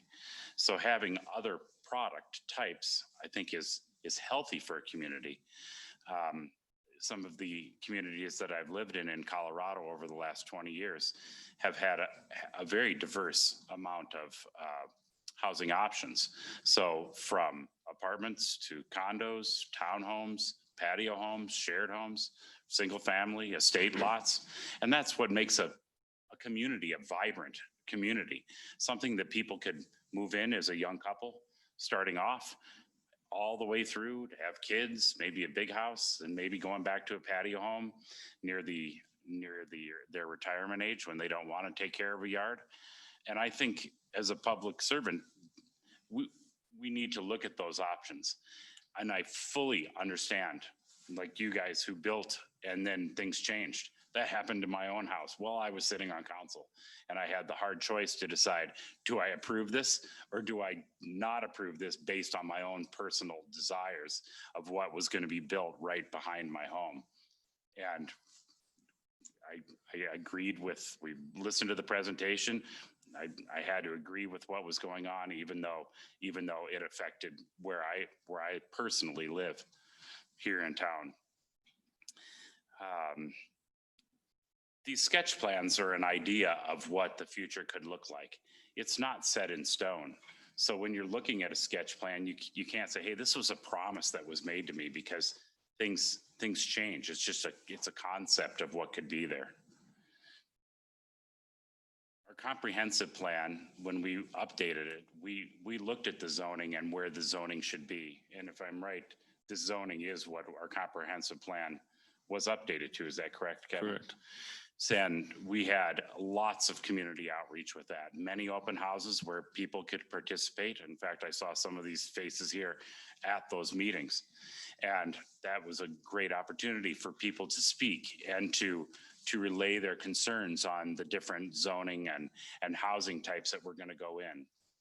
So I feel like this being part of that sketch plan has been somewhat vetted.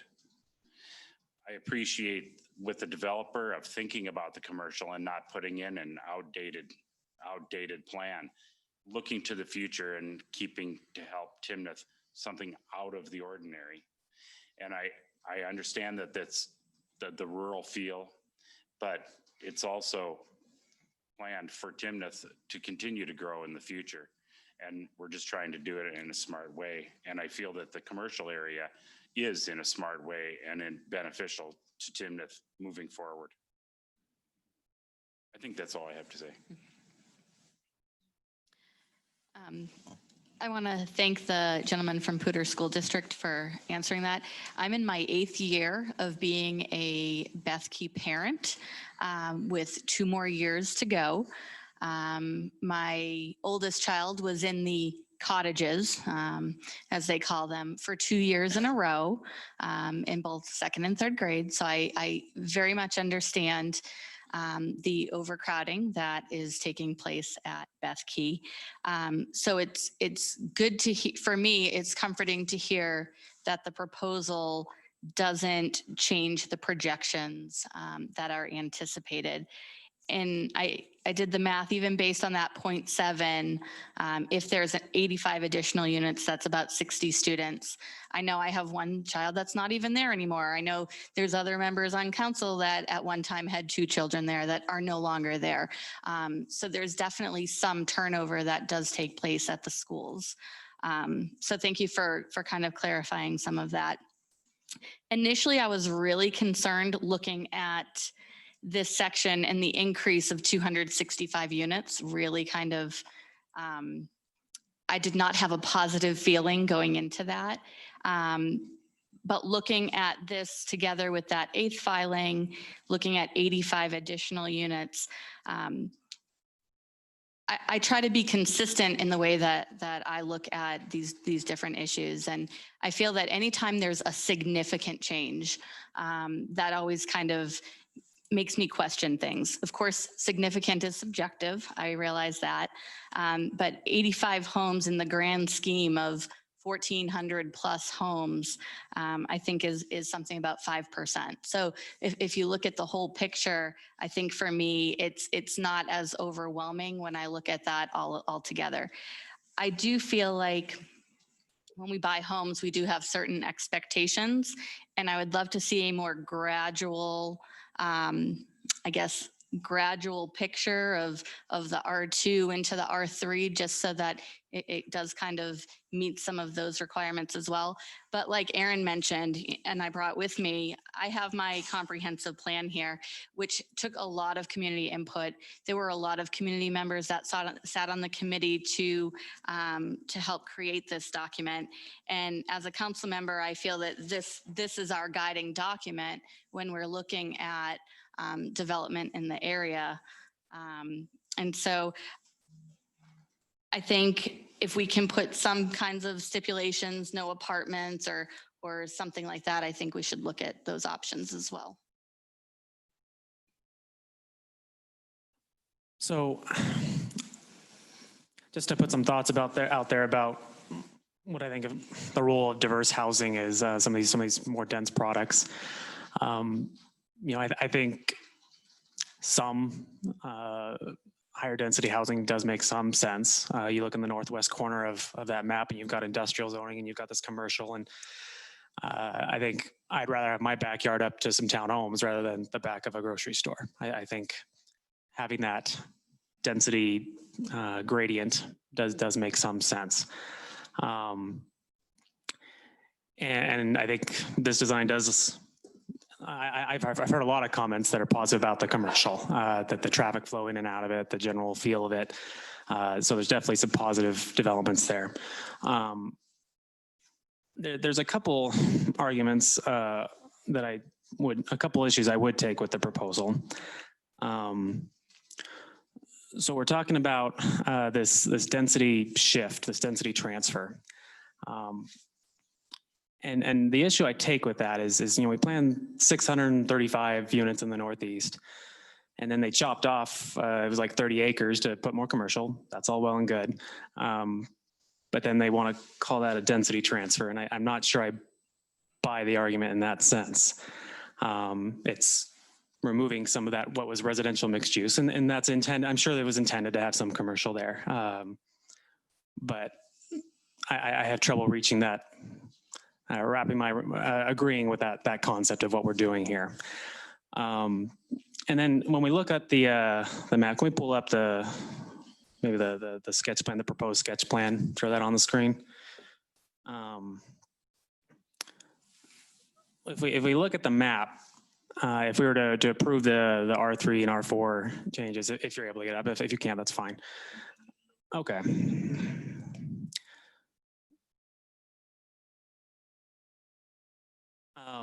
Basically what I look at when this is up, thank you. This is perfect. I look at the amount of land area that would become higher density housing. So we've got the A filing there in the Northeast, we've got that slice of townhomes on the east, and then we have the proposed section here on the west. And what that looks like to me is you're essentially taking half of the land on that side of the railroad tracks or something close to it and making that a higher density housing product. Even if you include West Village in that, I think you're still looking at a third of the land area starts looking like a higher density housing product.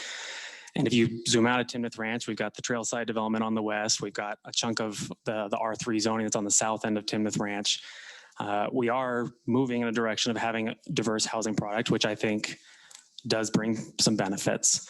But for me, it's a question of the right balance there.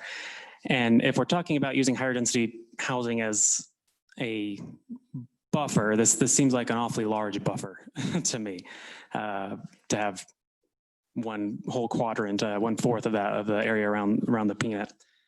And I ran some numbers on what the actual numbers of how the lots were going to be changed. And I confirmed these numbers with town staff earlier today.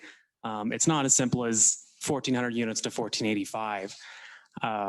It's also the proportions of your single family housing versus your higher density housing. Under the 1,400 lots, you were looking about 42% of the lots were going to be single family detached homes. So a little less than half, close to a balance between that and then the rest of them being townhomes and the higher density products. Under this proposed sketch plan, you dropped to 362 lots, which would be less than a fourth, 24.3%. And even if they don't do all 1,485 lots, even if it's 1,400, that doesn't shift the percentages very much. So to change the neighborhood so that less than a fourth of the lots are single family, that to me changes the character of our neighborhood sufficiently. And I'm in favor of some balance with the higher, with other housing products, because I would like to see Timnath be a place where families of all phases, young families can come to.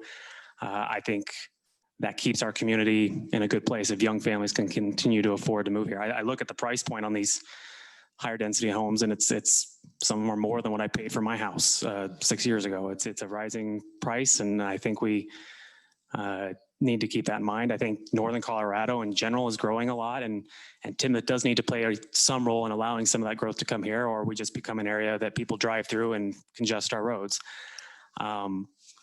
But this to me is a significant change. I think if we're using the comprehensive plan as our guiding document, those zonings, they're a planning document. They're not legally binding. It's a guide. They can shift around a little bit. And the first principle of that plan is a first-rate small town.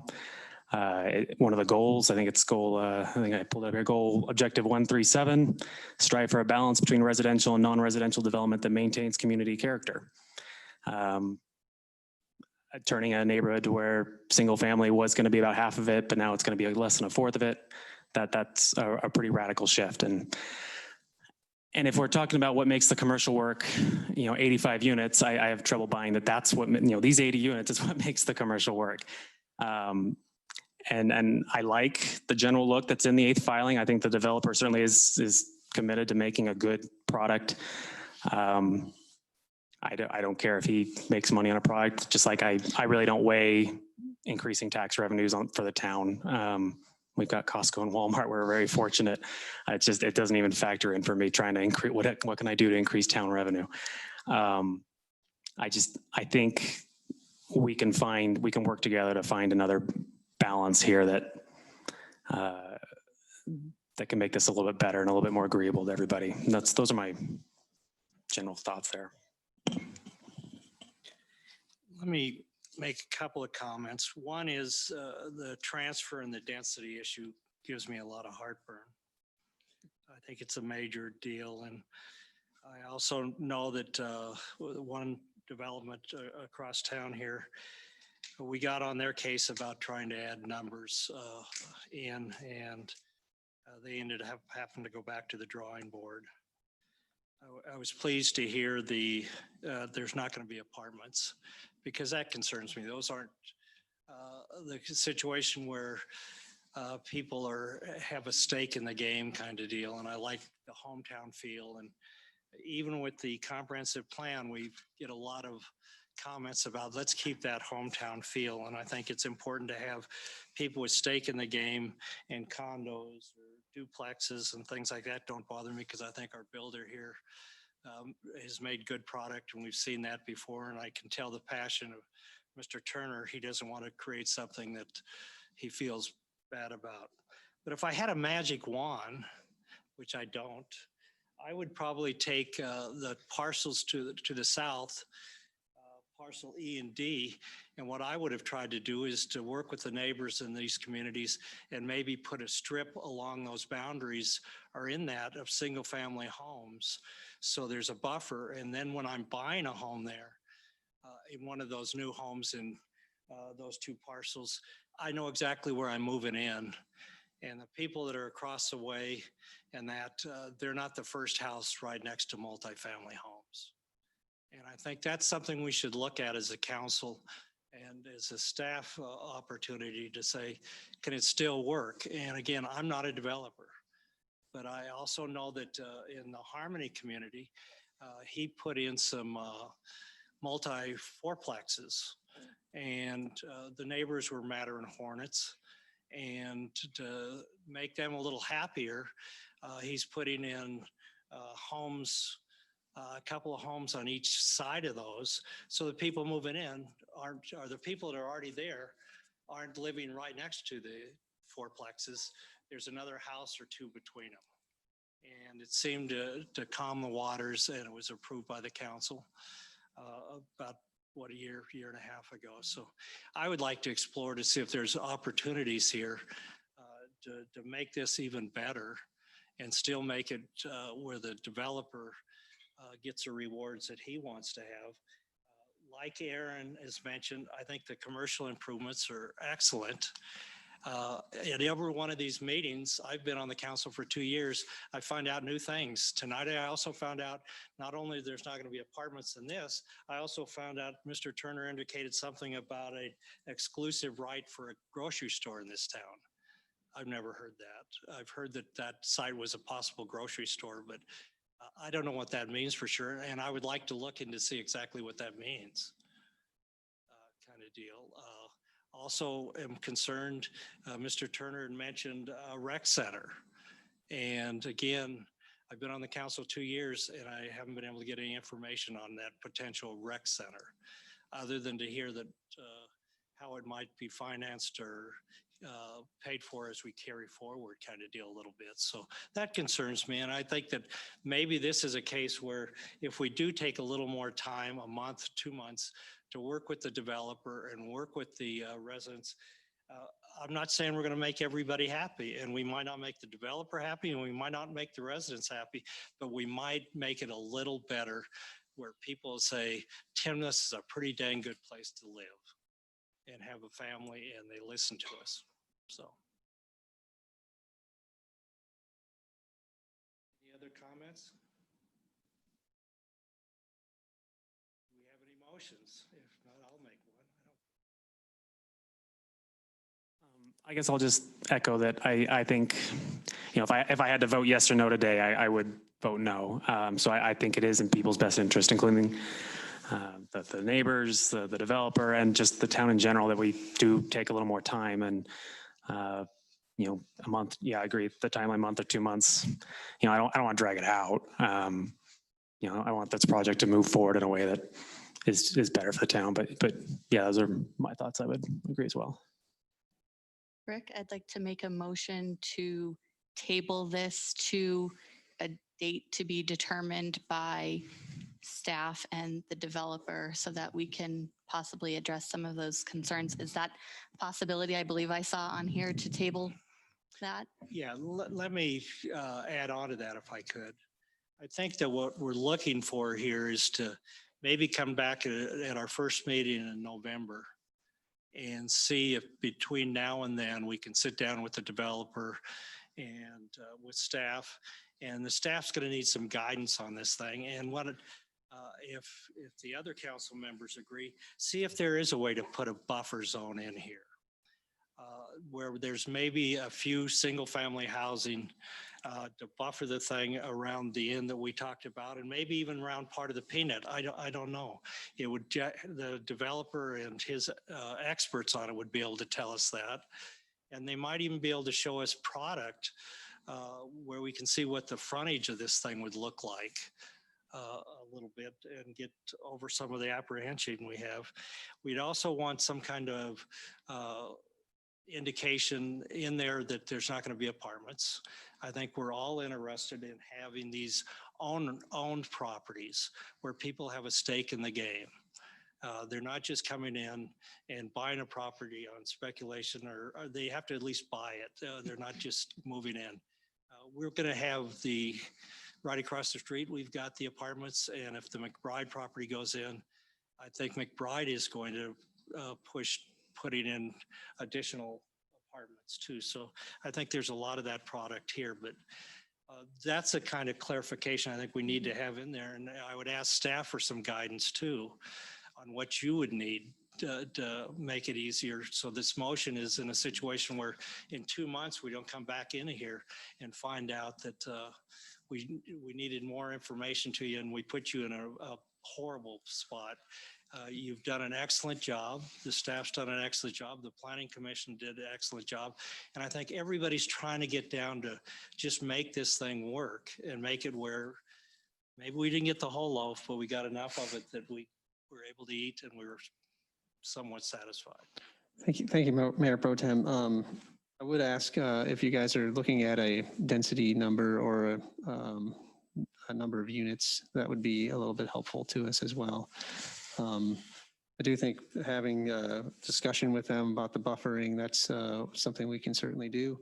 The apartments, no apartments, certainly as part of the sketch plan, these things can be added as conversation points, and those would be what staff looks at when we take to the next step. So when a preliminary plat comes in, for example, we will be matching that up with the sketch plan to make sure that it's in conformance with that guidance. And so if, I would actually ask the applicant if there are things that they want some clarity, if you're so inclined to address them and give them an opportunity to engage with this discussion, because certainly don't want to send that message back and then they're kind of left in limbo if they don't have something that they are actually need some more clarity on.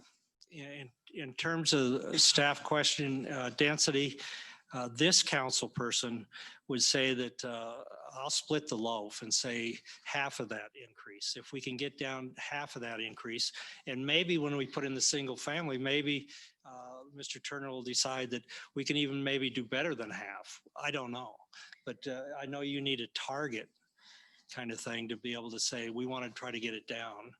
And maybe you're going to come back to us and we trust the staff's recommendation and say to us, because of the way this thing lays out and the buffer zone that the developers come forward with, it's going to be a little over half. I'm not going to have heartburn with that. I think Lisa, Councilman here raised a good point. It's just a small percentage, but I think it's how it's done. It's Yeah, not necessarily. and I think Brett actually made, I wrote down the numbers you said, that the original had 42% single family and a decrease down to 24%. And I don't know what that good number would be. Something higher than 24. So I don't know if there's a number that is associated with it to kind of, whether it's half of that difference there or something. Let me address that, Councilman. Maybe if we each sort of threw out a number, I'll say half. If you say 24, the staff will sort of get a feel for where the council is on the thing. Nobody was saying keep it at 89 if possible. Kind of thing, but I'll say my goal would be to cut it in half and sort of share the loaf of bread, if you will. So that would be about, let's say, 35% single family, and then I'm not even putting that. It's going to be dependent on parcel on what E and goes D there. and that, and how they stretch it along there, kind of thing.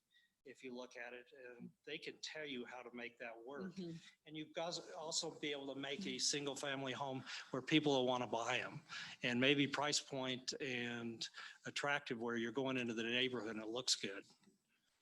So I'm okay with that guidance. Yeah. Aaron, you're the real estate guy. Yeah.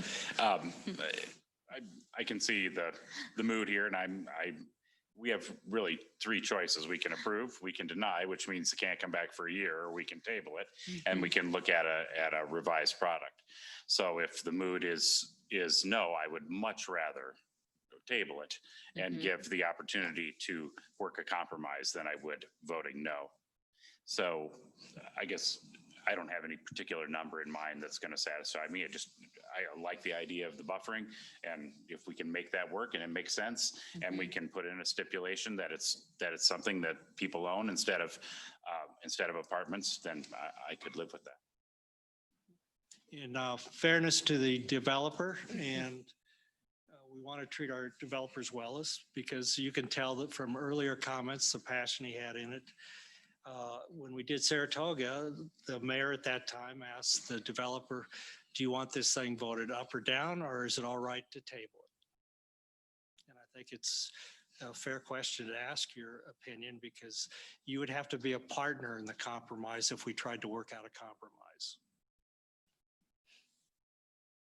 Mr. Turner? Okay.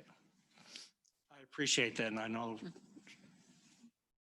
takes a lot. I appreciate that. Okay, so we have a motion before us to table, and legal counsel will have to guide us on this, Yeah, on and- 8A and 8B until our November meeting, to see if some new compromise can be worked out. And if not, we'll still put it on the agenda and vote it up or down at that point. And just as a point of clarification, that it sounds like that's the November 10th meeting. So I think that works. Just a motion to continue both of these items to a date certain of November 10th to give the staff and developer an opportunity for further discussions along the lines that the council members have noted in their observations.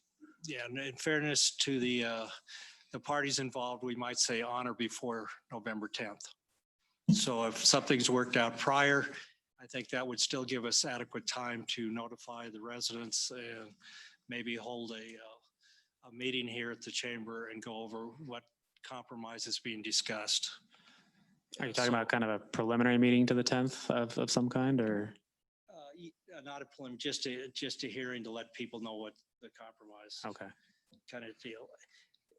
I just don't want to lock us in. So if all of a sudden, I know developers, they think 24 hours a day. Trust me, I know my brother, and they're always spinning. So And our staff, I know they work 24 hours a day, so, okay. We have a motion to table this on or before November 10th, both ordinance number 3 and ordinance 58. All in favor, say aye. I think we need a second. A second? I'll second. Yeah. All in favor, say aye. Aye. Aye. All opposed? 4 ayes, 1 not voting, absent. Thank you. Thank you for the direction too. We appreciate that. We'll work with, staff will work with the developer to try to come up with a refined plan and bring that back at your November 10th.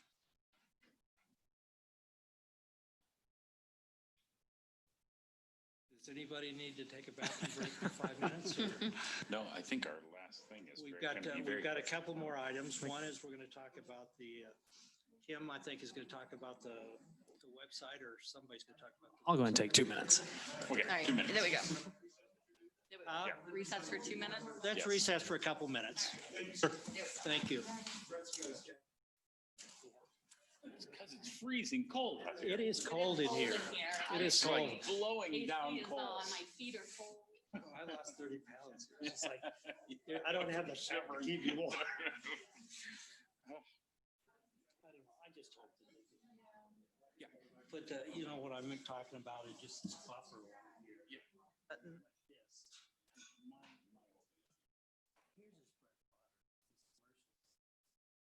Then it would just say, well, the people are buying here, they know.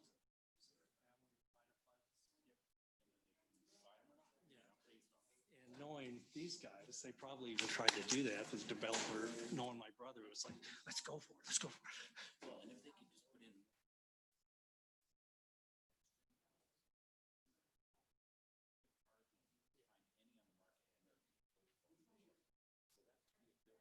No, you just travel around Denver and you see these, it's not like the old days. Yeah, yeah, it's not. Millennials want to get into something that they could just lock up and leave every weekend. Yeah,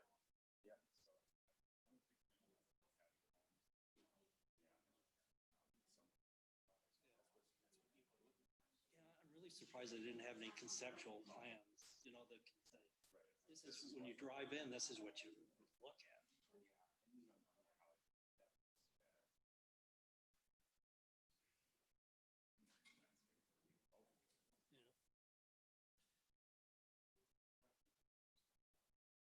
No, it was very tame.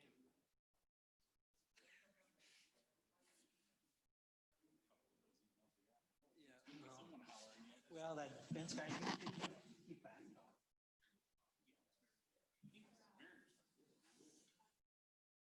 Stretch time. How's it going? Long time no see.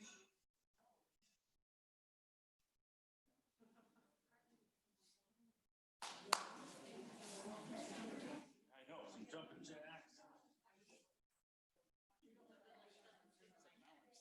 Either sweating or.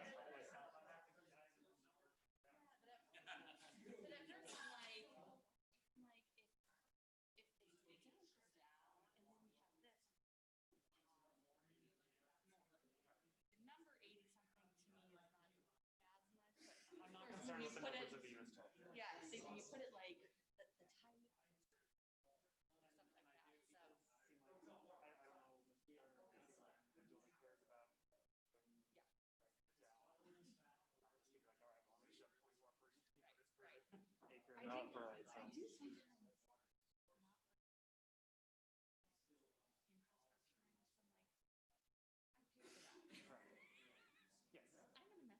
They for the build. I But pay yes, for they it. make it. So, yeah. Yeah. Sorry, I was just looking at that CDOT thing. I was like, there's no way I'm gonna make it. CDOT. They're gonna start talking about having to move water lines or something, and I'm gonna be in trouble, so.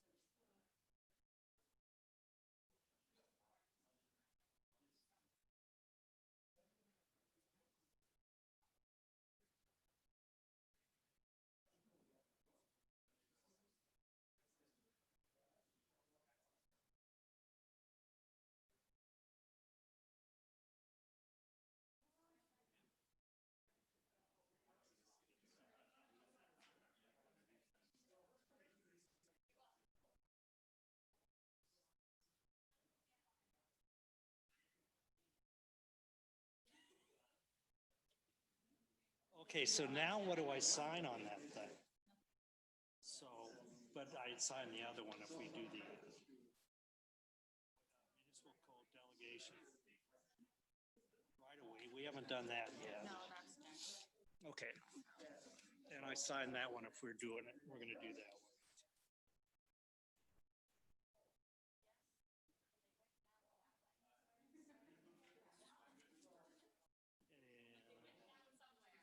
What's this one here?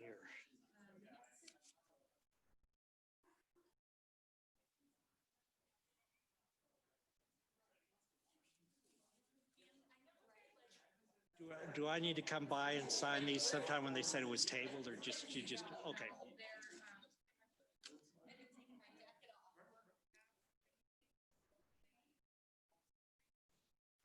Okay. Yeah, that's what I need. That's what I was looking for. So we need to do Ordinance C right now. Right a permit. Okay, let's get back to our seats.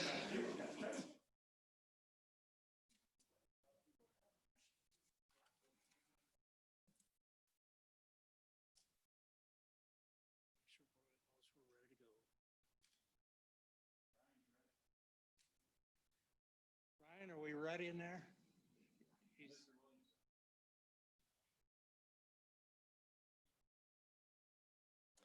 Okay, I think we're ready to begin again. Thanks, everyone, for the small break. And I think the thing went very well, and appreciate the respect that the residents and the developer and everybody gave to the issue. It's a serious issue.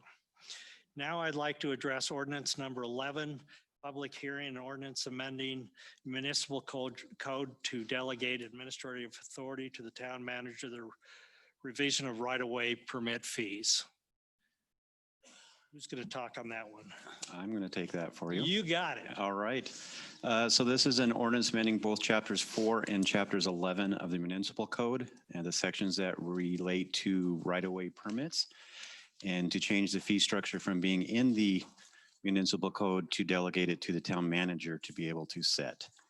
Right-of-way permits are required for any entity to work within the town's right-of-way, and the fees are to cover the costs of us administrating, inspecting, some ways discouraging them from cutting the roads open.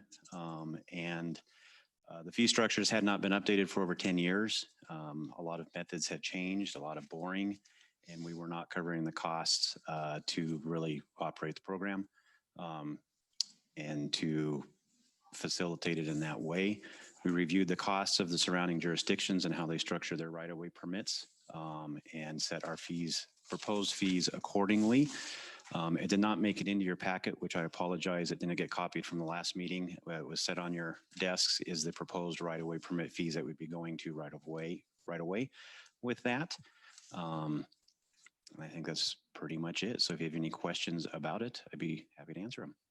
Do we have any questions from the council? Just one question. Will these right-of-way fees happen right away? Yes, they would. This would be implemented into the next permit that comes in. Would use this form.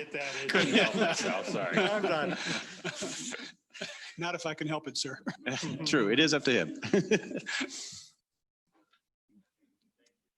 Okay, do we have a motion? So moved. Second. We had a motion and a second. All in favor say aye. Aye. All opposed say no. 4 voting yes and 1 absent. Thank you. Next order of business is Town of Timnath website redevelopment update. Mayor and Council, Ashley Renz is here tonight to give a brief presentation. We just wanted to catch the council up real quick and update you on our latest efforts to overhaul the town website. So she's got a couple slides, and we'll just take a couple minutes and let you know where we're at on that project.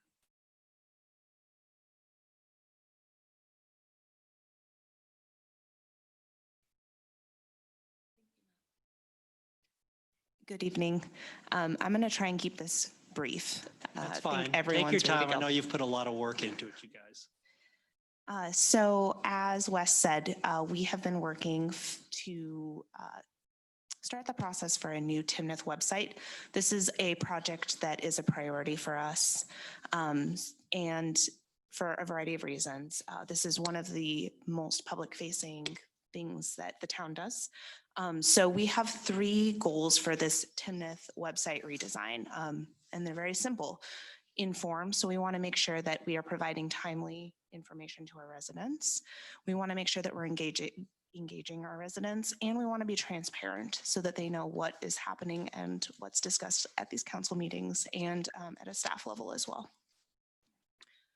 So for the last 6 weeks, we have been working really hard on some key project steps. So on July 15th, we listed the RFP for our website redesign online, and that closed on July 31st. And then through August, what we did is we worked on scoring the RFPs that we did receive and interviewed a few different companies for the project. And we made that decision last week. So we awarded our website vendor. And what staff ultimately decided is that our team is going to be twofold. So first of all, Slate Communications, we're really going to be the one who's managing the project. So we'll be doing the design of the new website as well as working with staff and key stakeholders on the content. And then what we chose is we're going to be working with a company called Planetaria. They're going to be doing all the development work. This is really the technical aspect. So making sure that the website works, that our design that we want can actually be built out. And then also to make sure that some of the key needs a staff has are able to work. So for example, like we have the room rental and reservation. That's actually a pretty tricky process to build out, and they have the technical chops really to make sure that that can be built out correctly. A little bit more about Planetaria. They have 21 years of experience, and they're used to working with municipalities. And one of the most exciting things is they really have the expertise again to do some of those technical development things. So when we were speaking about boat permits and how we could potentially offer those online next year and kind of moving forward, they had a lot of great ideas for how we could make that happen. So it was exciting to see. Okay, so here I think is what you're going to be most interested about. This is our timeline. So we're really looking at a 6-month process. I want to say that we could snap our fingers and have a new website, but it does take a little bit more time. So through August, what we're going to be doing is auditing the website. We want to have key conversations with stakeholders like staff. Expect for us to be reaching out to all of you guys as well. So we want to talk to you about what you've heard, what you'd like to see with the new website, how we can improve, those kinds of things. Then we're going to start working on design. So this is the flashy, fun part where you can start seeing what your new website would look like. We expect that to take about 2 months. And then programming. So this is where we hand it over to Planetaria and they take our beautiful design and tell us what they sometimes can't develop, but really they work to make what we've envisioned a reality and get everything working on the back end. Simultaneously, we're going to be working on content. So working with staff to look at what we currently have, make updates as needed and improve as needed. Then we're going to be migrating. So that's really a technical way to say we take all of the old content and move it on to the new website. It is as fun as it sounds, I promise you. And then last of all, we're going to launch. And we're hoping to do this by the end of March, if not sooner. We'll see. Some other website key points. So in those next 6 months, what's going to be happening? We're going to be operating much the same way. So we're going to be continuing to work with Bruin Media, who manages the existing website, to make sure that the current website stays up till date, that it's still functioning appropriately, because we still need to have the current website working. And like I said, please expect to hear from us soon. We're going to be reaching out to you and have some conversations about what you'd like to see. Do you have any questions for me about the website redesign process? Any questions? The only question I have, I know there's a while back when we had talked about this website.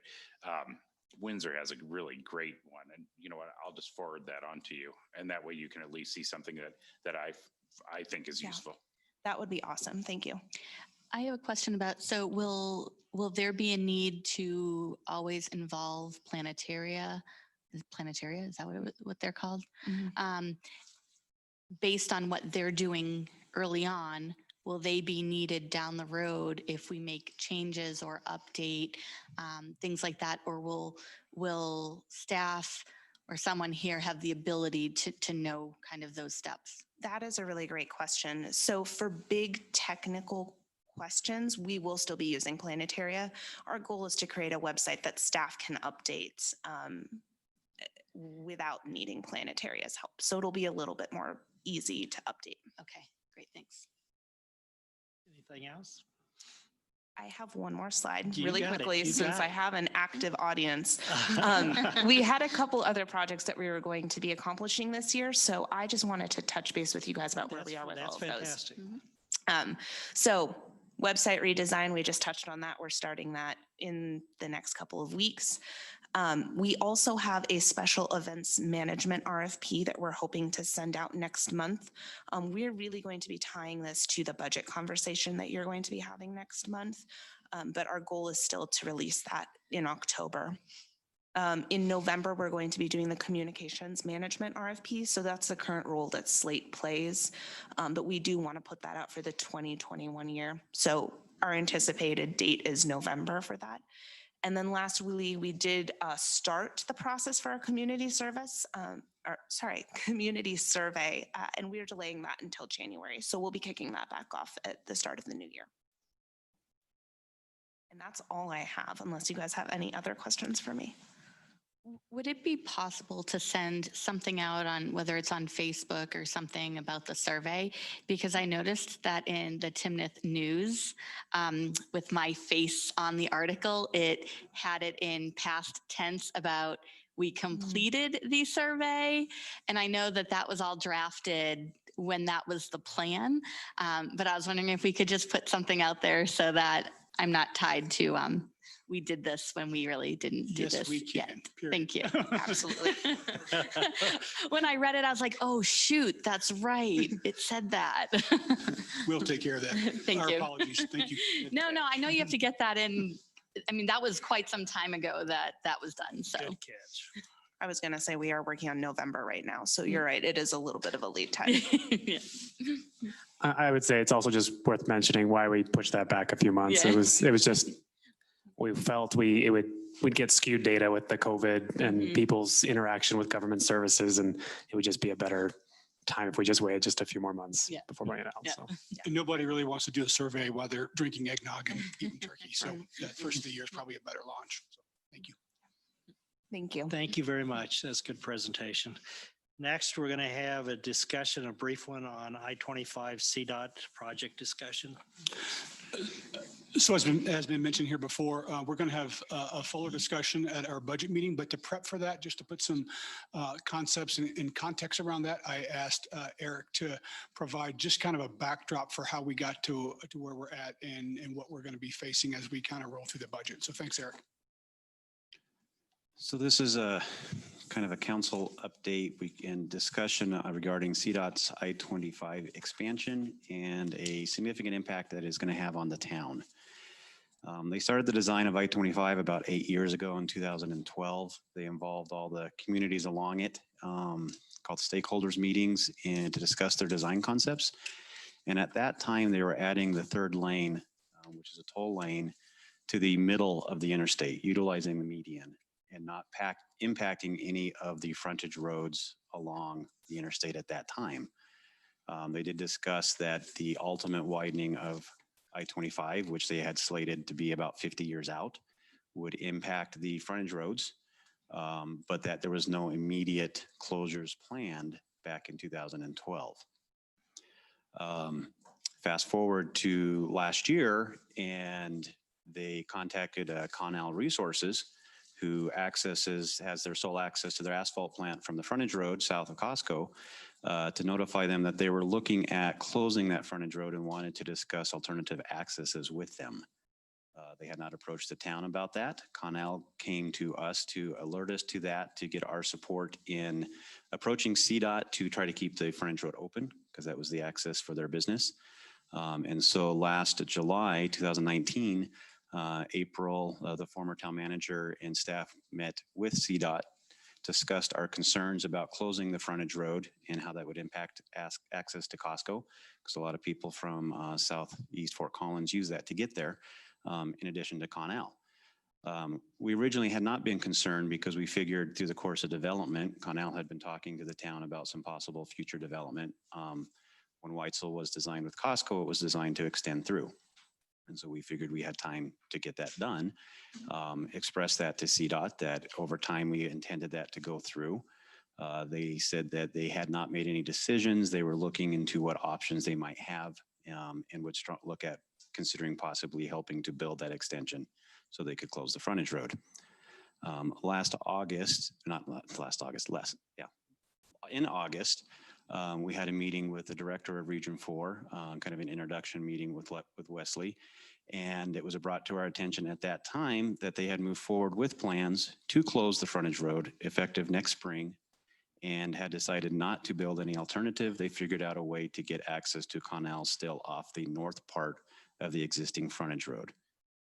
So the exhibit that I included in the plans, their plan is to close the frontage road between Kector and Connell's entrance, which essentially cuts off any access to Costco coming from the south and makes it a sole entrance to that development. CDOT's response to that is that the frontage roads were never intended to support development. They were intended to serve the immediate properties along there. And their role is interstate travel and not development. And so they weren't going to participate in coming up with an alternative. We have been actively pushing back on that. We've had a couple meetings with them regarding that and continue to try to engage them. But we wanted to bring this to your guys' attention as something that came up within the last month and how it's going to impact access to Costco and becoming a sole access. We have met since then with Connell. They are not ready. They're still kind of in the preliminary stages of development. But we feel that short-term impact to Costco may be accelerated beyond what they can do to get their development going. CDOT's schedule right now is next spring, summer. They haven't established a date at 2021.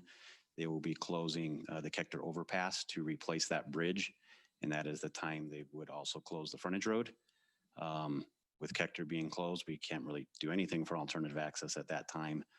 But we are looking to see what we can do to get a secondary access back to Costco in place as quickly as possible in advance of Connell developing. We're estimating a cost to extend the Weitzel down to County Road 5 to be between $4 and $6 million. That would be considered for reimbursement from the developer because a chunk of that would technically be their responsibility to build. The town may just have to accelerate and advance that to get it done, depending on impacts to Costco. I think that about covers the update portion. Be happy to answer questions and discuss it from there. I was wondering if you have, and if you don't have them handy today, that's fine. But if you have numbers for traffic counts, because I know when I look at it, my concern is not the frontage road. My concern is the Kector, because that's how I drive my kid to school, along with lots and lots of other parents. But I personally don't see, not that it doesn't happen, but I don't see a huge amount of traffic coming from frontage road to get to Costco. And part of why I say that is anytime I'm at Costco, everybody's doing the little U-turn where there should be a roundabout, in my opinion. But everybody does that little U-turn, and I very, very rarely see people heading on the frontage road. So I was wondering if you have those numbers, and if we can somehow, like delineating, where you have those markers, doing the traffic counts to see whether it's actually Costco use or not. So we did do traffic counts in December 2018.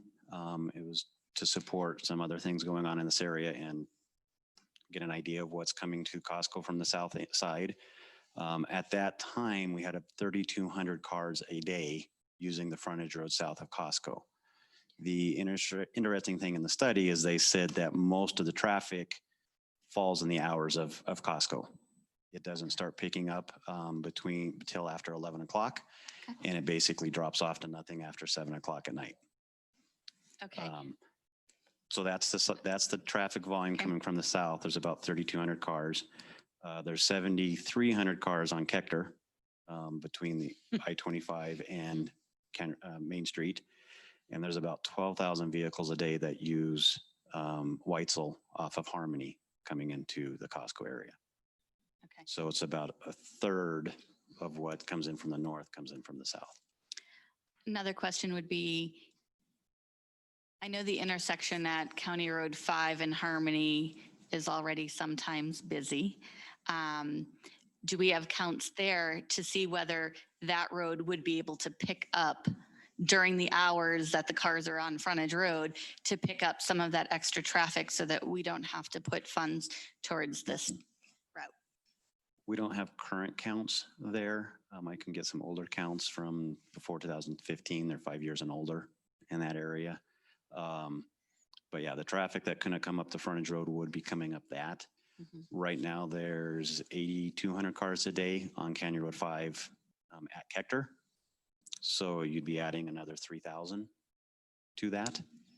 And it would, our concerns with this, if the frontage road gets closed, is what happens at Main and Harmony. Because the people that are coming over on Kechter are obviously going to turn left on Main Street, left at Harmony, or come over the bridge. I was going to say, or they'll come over the bridge. So, and we know the situation that's currently up there. We did also make it clear to CDOT that closing the frontage road is going to cause problems on Harmony, pushing people up there, particularly when Kechter Bridge is closed. They have to do something to fix that. They've been telling us they're going to do that all year and have not yet. And they still haven't given us a date certain to do anything For up there. the lane change. The lane changes and retiming the lights, which they don't want to do until they restripe the bridge. That's all the questions I had. Thank you. Are they planning on doing anything with the Harmony Bridge? No, not physically. They are still planning on restriping it to add additional space for the southbound left onto I-25 and to create essentially a third lane westbound. Okay. So that is still in the plan. Great. Is the county looking at Kechter and County Road 5 at all? I know I see that sometimes already get pretty backed up when you're trying to turn north from Kechter, and increasing traffic there by 50%. That'll not be small. They are not currently. Okay. We have not approached the county with any concerns around this, which would be a good idea. Okay. Be willing to approach them about it also. Okay. How likely is it that their timeline will be accurate? And because I mentioned to Wes how the new middle school, high school opens the following year, which would hopefully cut down on the number of cars that need to cross over on Kechter anyway. Are they normally on time? Well, this section of the road was supposed to be under construction already. Okay. And they've got funding. So ironically, if they didn't have the funding, I'd be pretty skeptical, but they've got quite a bit of more funding that got dropped in their lap. And I think it's increased the pressure significantly. And that is the catalyst. They got additional funding 2 years ago, and they decided that instead of building in an interim alignment, they would shift I-25 to the ultimate alignment wherever they could. And then when they had the fourth lane, they'll build that into the middle now instead of to the outside.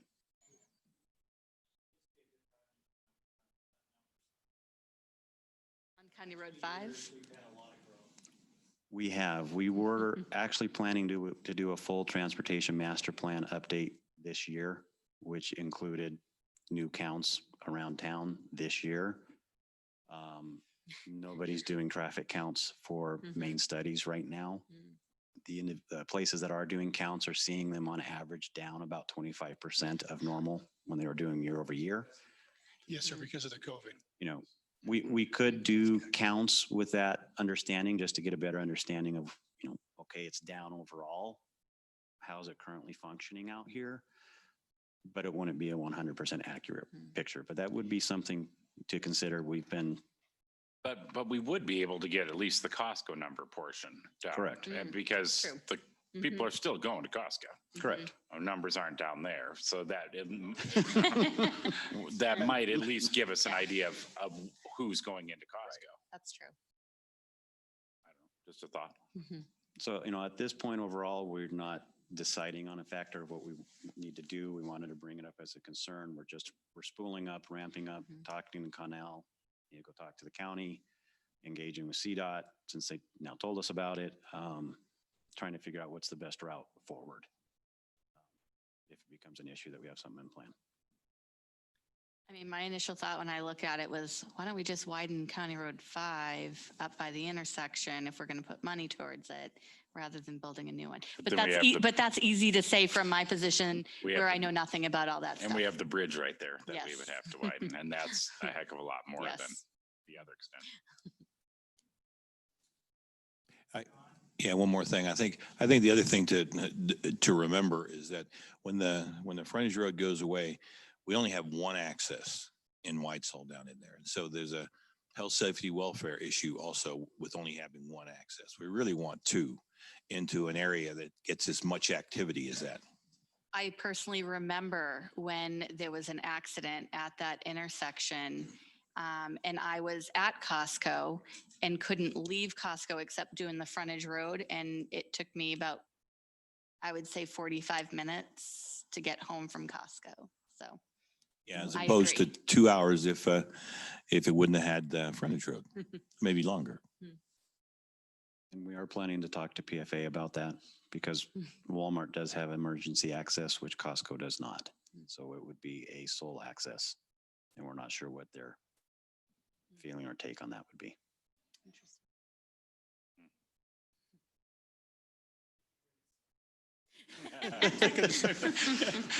Sorry to end on such a pleasant note tonight. No, Thank you for taking your time to look at it. Yes, sir. That's correct. Yeah, we didn't want to hit you.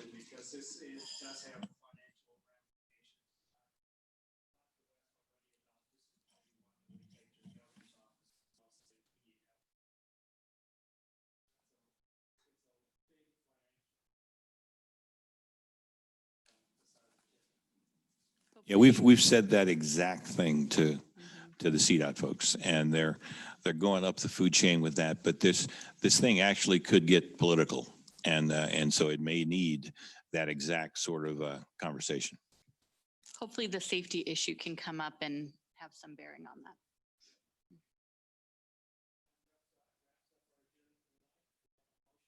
So moved. Second. Aye.